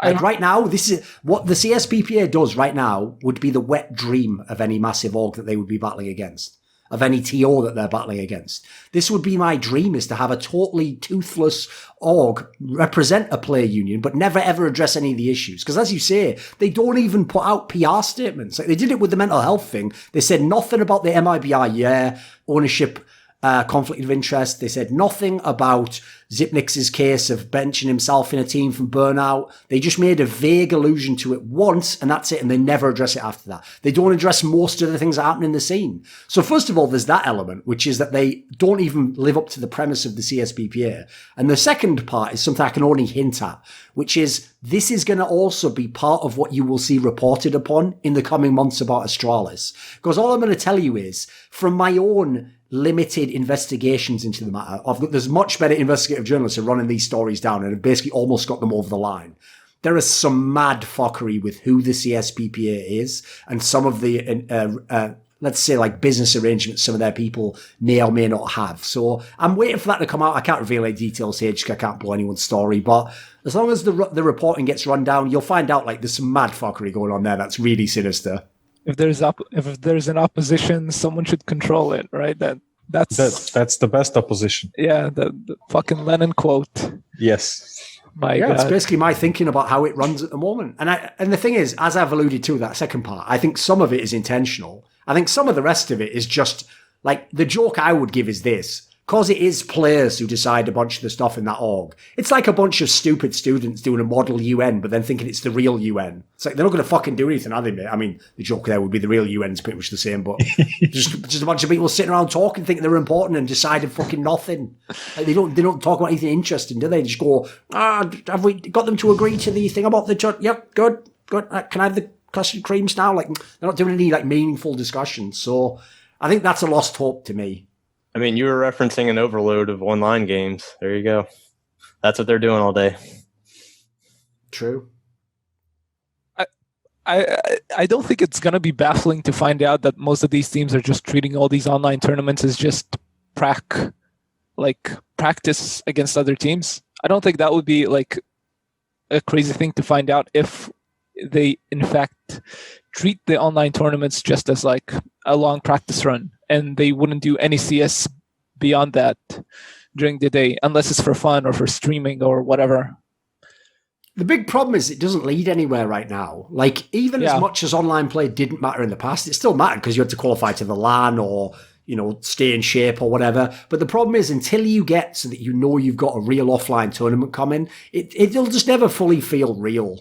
Like, let's be real. When you were watching the finals of ESL Pro League or fucking Road to Rio or DreamHack Now or even the Blast Shot, they never really had that feeling of like, oh my God, what if they lose this game? It was like, oh, that's cool. This team won. Yeah, good game. It's like, it never really had the same gravity. Even the ones that were the like Road to Rio, like they're fucking tournaments that are supposed to qualify you to the major. Still didn't feel that kind of important to me. Something about the online CS makes it a lot less hardcore than it's actually supposed to be. If this was a real tournament, if the storylines were actually something to worry about, like in the eyes of the fan, I'm not even talking about in the eyes of the pro players themselves. Sure.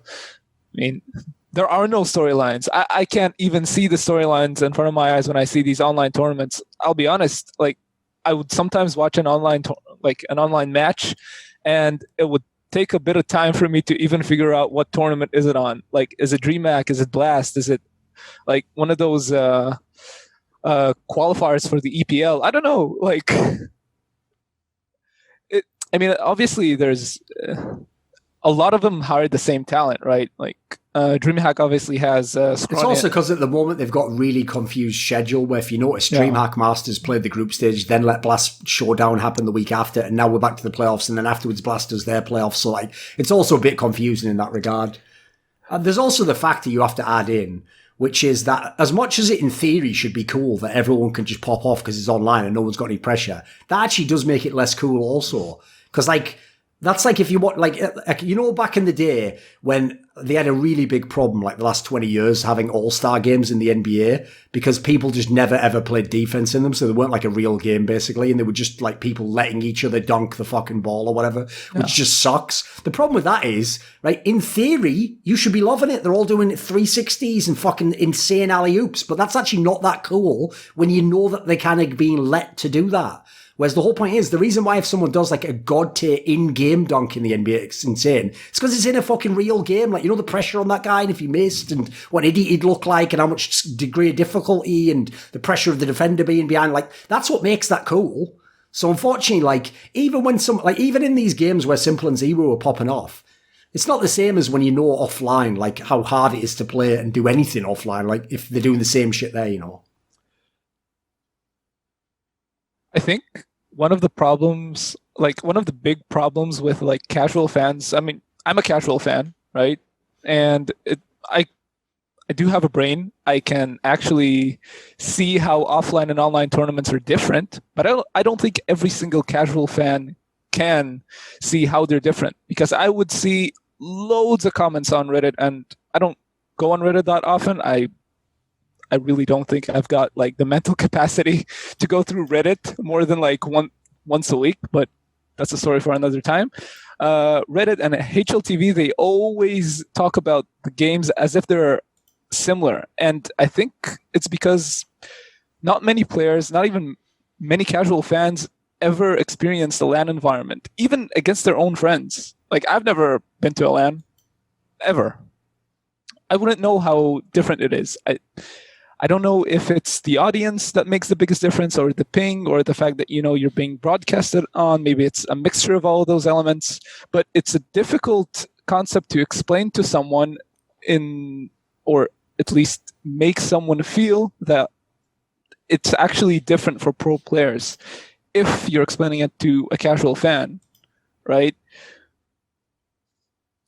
I mean, the problem with that is like, there's a lot of overlap in the different areas. So like one thing immediately I think of is most people in most areas of life try to make all problems as simple as possible to find simple answers because simple answers seem very appealing. So if you ask someone who is the best player in sport X, people just start talking about who won the most championships. They don't start saying things like, well, you know, here are all my criteria. And actually, you know, I personally grade like, you know, like in-game performance day to day. They don't do that. They don't make the question even more complicated. They do the opposite. They reduce it to as few factors as possible. And probably the biggest problem of all is most people do single factor analysis. So this guy won the most championships and he lost the least times in the final, therefore he's the best. Shuts down all other discussion. Well, similarly, most people don't want to have to think, right, I'm watching an online game now. This doesn't fully count. It sort of counts, and I can only take certain things, and there's a lot of nuance to... No, instead, what they want to think is, right, this is an online game, and these guys are pros, so they should play like it's the most important game, and they should care about winning, so it doesn't matter if it's online or offline, and it doesn't matter if it's a best of one or a best of three. The better team should win, therefore, go ahead and do it. And what they ignore in doing so, obviously, is by the same logic, we could then look at their life and say, like, right, well, are you in perfect physical condition? Do you eat the best diet? Do you work all the time at your job? Do you do all the extra stuff? Of course you don't. You're fucking human. But unfortunately, most people have like this ridiculous notion about pro players that everyone just loves to throw the word should around. And you can put any harebrained idea you want after that. Oh, Nico should be the best player in the world because he should want to win the major. It's like, where would all these assumptions come from? What? None of that's a given. So unfortunately, a lot of it's like, simple minds will find simple answers, I think. And I think most people, it's not a meme. They really don't understand the difference. Like, it's funny that now everyone acknowledges online plays way worse. Dude, even 2 years ago, I used to get pushback on those videos about online play being shit in ESL Pro League from like journalists who've been in the scene for 5 years. Like, people who are experienced were trying to argue stupid shit like, well, if they're all pros, then they should just play properly online, therefore the results count. And I would even be saying to these guys, like, so let me just get this clear. We're all arguing, right, that like fucking Space Soldiers is better on land than fucking FaZe Clan because they won in Pro League, right? That's what you're arguing. And you could never nail them down on a point like that. They'll never actually put their own, you know, like they never put themselves out there. But they'll argue against my opinions all day long. So just one of those ones where it's kind of like a futile quest to try and convince people. Like, if they don't already see that online players way worse, you probably can't get through to them, I think. Isn't that more a problem with the average fan being uneducated about the game? Just because, like, if you compare how many people are playing the game casually, that's one thing, yeah. But like, even if you compare like how many people are watching, let's say, a major versus how many people, you know, you're getting on, for example, Counterpoints, because that would be like the most popular show, yeah, about Counter-Strike really out there right now. Like, I know what you mean, but to be fair, mate, it's also the same with every sport as far as I can tell. Like, if you just go on a random subreddit for the NFL or ESL, you know, European Premier League or whatever, yeah, but it's still going to be the same bonehead. Like, put it this way, think about this. In normal sports, people act as though each fixture in football's life and death. Like, oh my God, they lost to this team who started from the bottom. Like, you want to just say to them, like, have you never followed sports before? That happens all the time, you idiot. What are you talking about? They go mental. Like, they act like the worst ever is those American talk shows where every win is like that team's going to win the championship, and every loss is like they're losers. They'll never win. They never could even win. Like, people love to just go. I mean, you should know some League of Legends. People love to overreact to a BO1. Oh, of course. You can't stop people doing it. They just there's some nature in them, like a moth to a flame. They have to do it. You know? yeah. But on the other point, like, for example, like, just because of, you know, like, no one like, let's say you're talking about to a fan of a team. Obviously, they would be more invested in that team. But then you're let's say that team is not playing in Champions League, you know, like, they would have a better perspective on, you know, which teams are better, which teams are worse. Or, for example, like, comparing the players, you know, when you mention it's like, oh, this player won the most. So, like, you know, the best example is like NBA and Bill Russell. Yeah. Sure. It's like no one is catching up to him, but he's, you know, he might have been obviously in the discussion for the greatest player ever shortly after his career, just because, you know, that there wasn't really anyone that compared. But then as we got further into it, I don't even think that, you know, like, well, you might argue that average fan of the NBA nowadays maybe wouldn't even know who Bill Russell is to put him into the GOAT discussion. But I would say that, you know, average fan wouldn't put him even if he knew that, you know, his accolades, he's not in the discussion for the GOAT or, you know, for the best player of the game, because, you know, there is so much content around NBA, and, you know, also, you know, I would think that average fan is more educated about the game. Well, that's also because, to be fair, though, in those sports, you have people who followed the game for 30 or 40 years. Like, remember, I'm literally the person who's followed Counter-Strike the most, and that's 20 years. Yeah. Like, the total. So, I mean, I don't know if you've ever heard this, but a principle I came across many, many years ago, it's helped me so much in my career, is obviously in my role as the historian, right? I could just make every single thing I say like that old fucking series back in the day called like pop-up video or whatever, where what they would do is play a music video and then they would constantly flash VH1. Trivia on the screen. Yeah, so VH1. Like yes, there you go. And so the concept was, you know, they were just overloading you with stats and trivia. But the problem with that problem is, you know, half of that's not relevant. So what I did as a way to know how much info to give is when I explain anything historical, if it goes past about a year into the past, I just explain it as though the person never saw it. So if I talked now about Astralis in 2018, I wouldn't imagine you'd all seen everything. I would just start saying, right, you know, and they kind of got quite hot towards the summer, then they would have the odd tournament they'd lose, but they'd win the next one. Then they really hit their peak at the end of the year, finish strong into the first part. You know, I'd explain it like that, as though you didn't watch any of the tournaments. So similarly, because of how big esports is, and crucially the turnover of fans, the difference is the person who's a fan of the English Premier League is probably a fan for 10 years and is going to be a fan for 10 years. There's a lot of people who are fans of CSGO I mean, some of the people in this call for a couple of years, and then there'll be a couple of years they're not as big a fan, and they're just not going to watch it as much. So I think it's also an issue that if you want people, basically, if you want more serious and more nuanced discussion, you need more serious and more nuanced fans. So you need people to follow the game a long time, to treat it like something really serious. There's another thing. So I'm sure plenty of people watching CS now, the part of how they watch it in a casual sense is just like the fireworks of whoever gets the kills. Like, oh, fucking Zemu's so sick, bro. But like, they don't know anything about how Vitality plays. Maybe they don't even care, which is fine. You know, it's just the level they're enjoying it on. Like, I never get too depressed about that sort of thing. I always think the other way around. Like, it's actually amazing how many people are interested in hardcore content about esports. It's pretty cool in a way. Because that kind of, because Uzi recently retired there in League of Legends, and in loads of the videos that came up afterwards were about Hall of Fame. And Sure. like my first thinking is like, it would be horrible if Riot themselves were in charge of their own Hall of Fame, like who would get in. But then it's like, and that got me thinking is like, shouldn't someone get on top of it? Like, for example, like whoever is behind the, like the esports industry awards, and basically just build maybe initially a Hall of Fame specifically just for esports as I a agree. combined. It's just the main problem, mate, is there's no money in it. Like, the esports industry awards itself is a very unique business model. The business model is basically how all awards go in every industry. What you have to do is you have to nominate certain people because you need the biggest companies in your industry to buy out an entire table of seats at that award show. And people doing that is what allows the award show to run. Like, it's not just some mysterious benefactor just saying, just waste my money on nothing. You know, it's trying to be a business. So then you have sponsorships and all the rest of it. So the main issue here is, right now, there's not really any money in running the Hall of Fame. Like, ESL does theirs, where they do like the couple of people per year. But even then, I don't think that's as expansive as it should be. There's also then the whole element, which I don't think you have to get into, what people do, which is that in traditional sports, you normally have to have been retired 5 years before they put you in a Hall of Fame because they don't want you to do a comeback.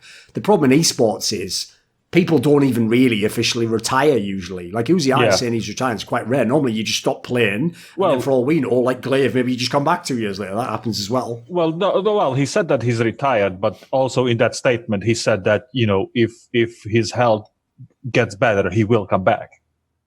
Yeah, exactly. Yeah, So I mean, basically, put it this way, I think it's a good concept. In fact, depending on what happens with certain business things in the next few months, I actually myself might be involved with running another Hall of Fame concept, because me and Monty many years ago tried to do a content series like that was going to be on our League of Legends channel.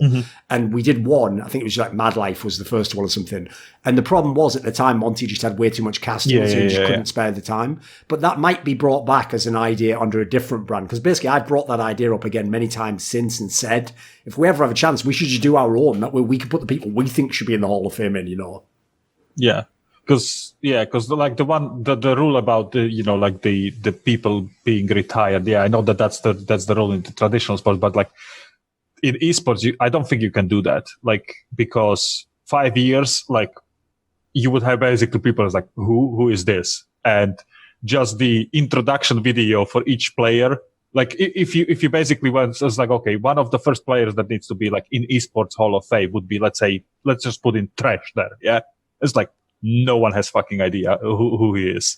Yeah, of course. I mean, that's just also the nature of, like, first of all, how ridiculous it is that we call it esports like it was a sport. That's like saying fucking sports.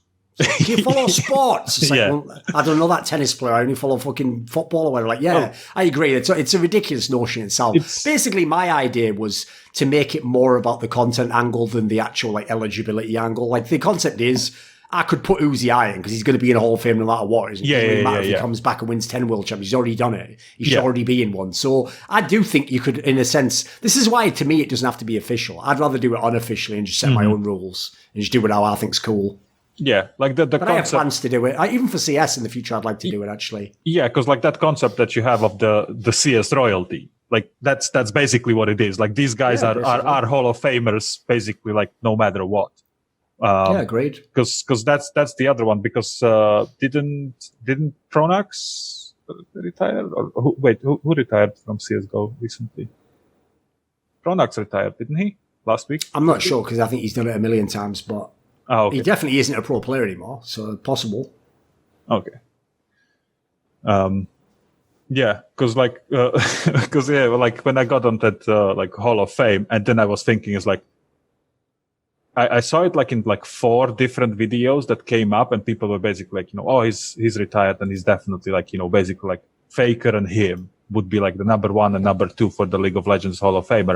And it's like, because I saw it in like 4 videos in 2 days, it's like, I'm thinking someone in Riot is going to do it, and then it's like, No. how The many chances of players? Riot doing it is almost non-existent. Again, they're not ambitious. These people don't give a fuck. Riot Games are the sort of cunts that if they had a fucking Greg's Bakery, they would just be like, cool, we're just making this let's just keep the boat afloat, guys. They wouldn't try and like expand to be some next level shit. They would just keep doing what they're doing. True, but in this specific case, because it's UZI, and I didn't even know this until I watched the ESPN like roundtable with Jacob and Emily and a few other people there. Because it's UZI, it might not be Riot doing it; it might be Tencent doing it. And there was an interesting fact about like UZI that I didn't know personally. Was when LeBron James had that like the "Shut Up and Dribble" campaign with Nike. Sure. Like he was featured in that campaign. UZI, as a League of Legends player from China, Nike China basically featured him. He was in that campaign. And then the second one, like a factoid about him was that last year, the Weibo or whatever, however you pronounce it, the person of the year for 2019 was UZI, and not esports personality of the year. Person of the year in China was a League of Legends player. Sure. So just because of, how much clout and how popular he is. Well, maybe Dantas will just do a, Chinese, League of Legends Hall of Fame or something like that, just because it's just, If they do, it'll be an abomination, man. you can, yeah, like that's what I was Put saying. it this way, this is just because this is an anecdote people in this chat might appreciate. This is how utterly fucked Chinese esports is. Right? In the year 2014, there was one team in China that won everything. In something like 10 tournaments, something like 8 or 9 of them were LANs. They won like 8 out of the 10, and they were in the final of the other 2, and they won both the domestic splits as part of that. Then they went to international competition. They still finished top 8 in the world. It's EDG. It was Edward Gaming. Yeah. But because they were very unpopular, because the coach left a different very popular team, and some of the players were viewed as traitors and had bad reps, the Chinese Esports Awards gave Team of the Year to a different team who didn't win any of those competitions. And gave Player of the Year to a player who wasn't on that team. Like, they just don't give a fuck. That's like literally just saying, like, I'm going to forget all competitive integrity and sporting elements of this, and I'm going to make it pure WWE. But you know what, Hulk Hogan, who's 75 years old? You're the champion again, bro. That's like the level that Chinese esports is on. So when you know stuff like that, like, nothing can surprise you after that. Nothing whatsoever. Yeah, because yeah, go ahead. Who was the player they picked, Thorn? I don't remember. I think UZI might have won. UZI, because he was in the finals. It was the second consecutive finals that he did. No, I don't think it was 2014. that year, but I believe he might have just won because he was the most popular player or something, mate. No, in 14, yeah, in 14 they were in finals versus Samsung White. No, that's at Worlds, mate. I'm talking about like, domestically though. Yeah, no. I know you're right, that. I know that. finals, Yeah. No. He wasn't in finals. That's probably the reason they gave him. But sure. he was in the world final, and it was the second consecutive final for him as well. So he won. And yeah, that would make sense. And ETG like that was because of wasn't that the whole drama was about the Name as well, wasn't it? Sure. Yeah. I miss season 4 League of Legends. I really do. That was a fun time. I mean, I don't care what anyone says. I think it was better to watch even. Like, even though the reason everyone loves watching it now is because you have all the fighting all the time. But it's like that classic saying, like, if everyone's good, no one's good. So if everyone's fighting all the time, it's actually not then cool that everyone's fighting all the time. That actually makes it a worse game, in my opinion. Like, I agree, the Koreans definitely went a bit too far on the snooze fest then. You could get really boring games. But it also meant that if you ever saw, like, great regional clashes, as in, like, the best European team plays the best Korean team, that's what made it super hype. was that you knew like the degree of difficulty in the game was super hard. Like there were efficient styles and inefficient styles. Like now, it's just such a clusterfuck. I personally don't find it as enjoyable to watch, even though in isolation, an individual game in theory can be more exciting.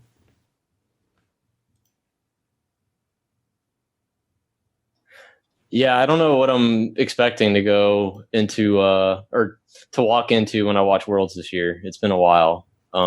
It's gonna be a shit show. Yeah. Well, like just consider every single group, because they I don't think they have said anything about the format yet. But if it stays as it is, you will have 4 groups with basically Chinese team and European team in each one of those. Yeah. Because yes. both of them have four seeds, so they have to be separated, because we cannot have proper team seeding or bigger groups or anything else like Sure. that.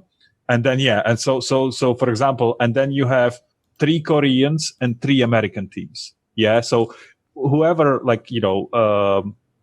3rd seeds and the 4th seeds from the major regions will be in the play-in. So I don't.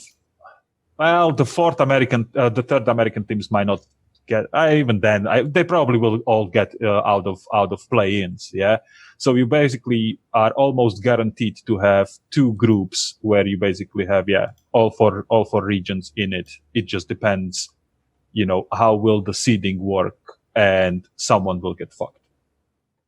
Like I would imagine that there will be Korea 2, Europe 2. North America 3 and China 1 seed in a group. Yeah, of course. Happens every year. And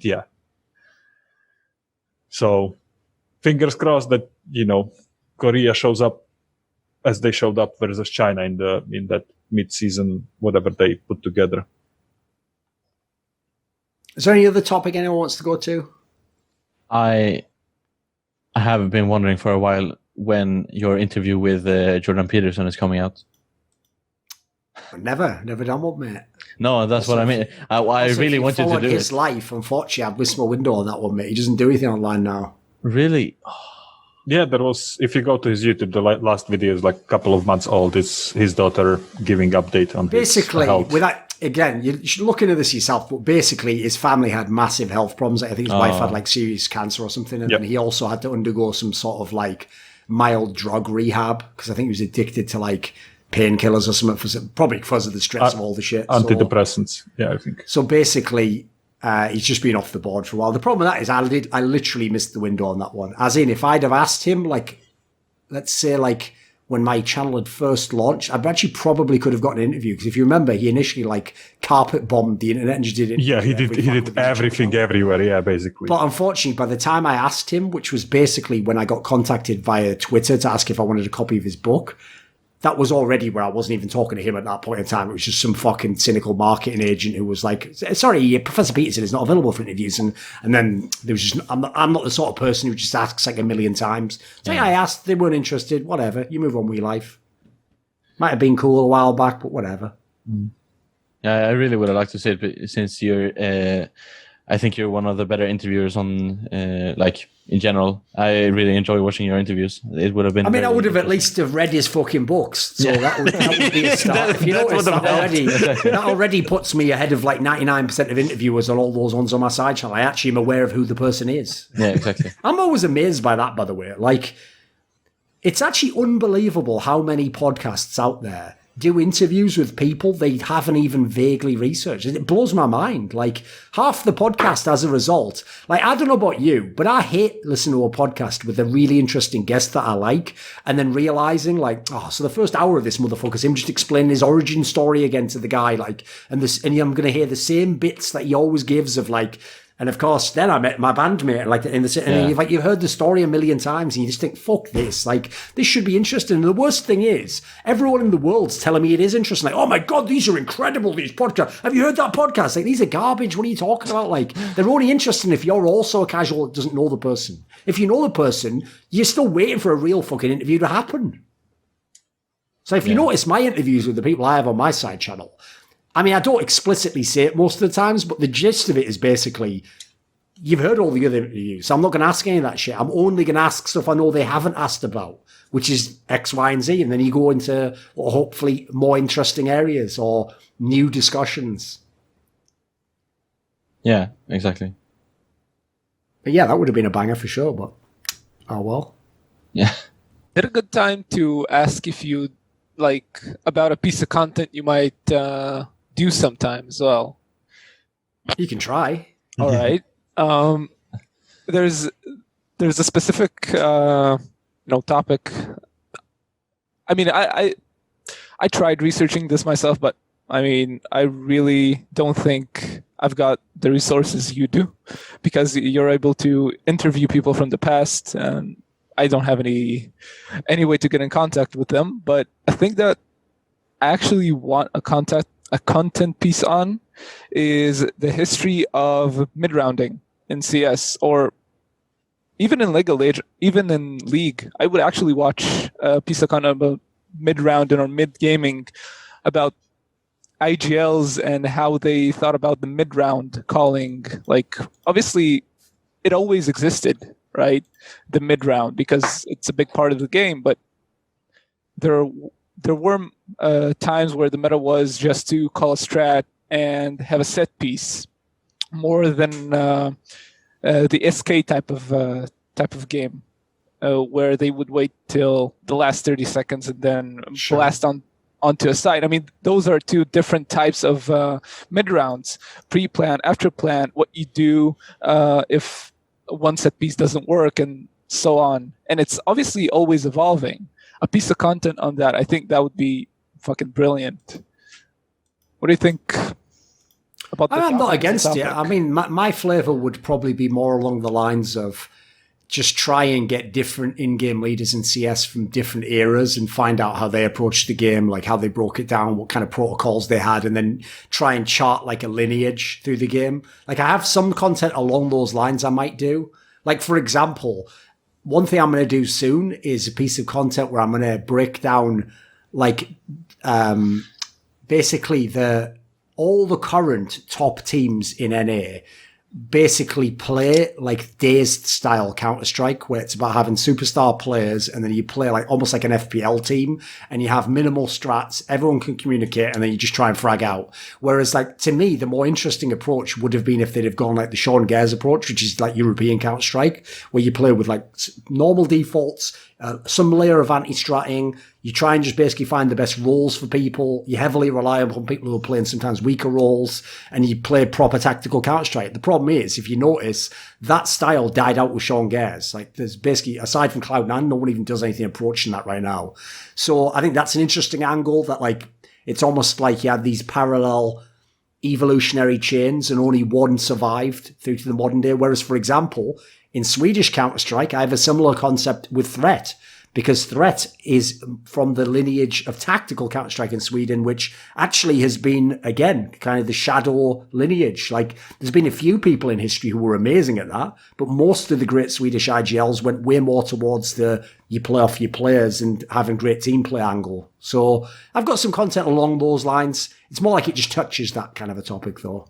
This video was kindly supported by Alexander Rao, Bobby, Dean Tanglis, Istar, JDubs, Jensen Goh, the Puyallup Tribe, Soliko, Spencer Green, Tobias Bernasconi, Xinged, and a special thanks, as always, goes out to my main man, Jerky's Minion. Do you want to suggest a topic or a guest for my content? Maybe you want to ask me a question in those AMAs I do each month. Do you want teasers for who's going to appear next on my content? Maybe you want to take part in one of those lengthy discussions about esports with me. Well, if so, then put your money where your mouth is and join the Scrilluminati today at the Patreon link in the description box below.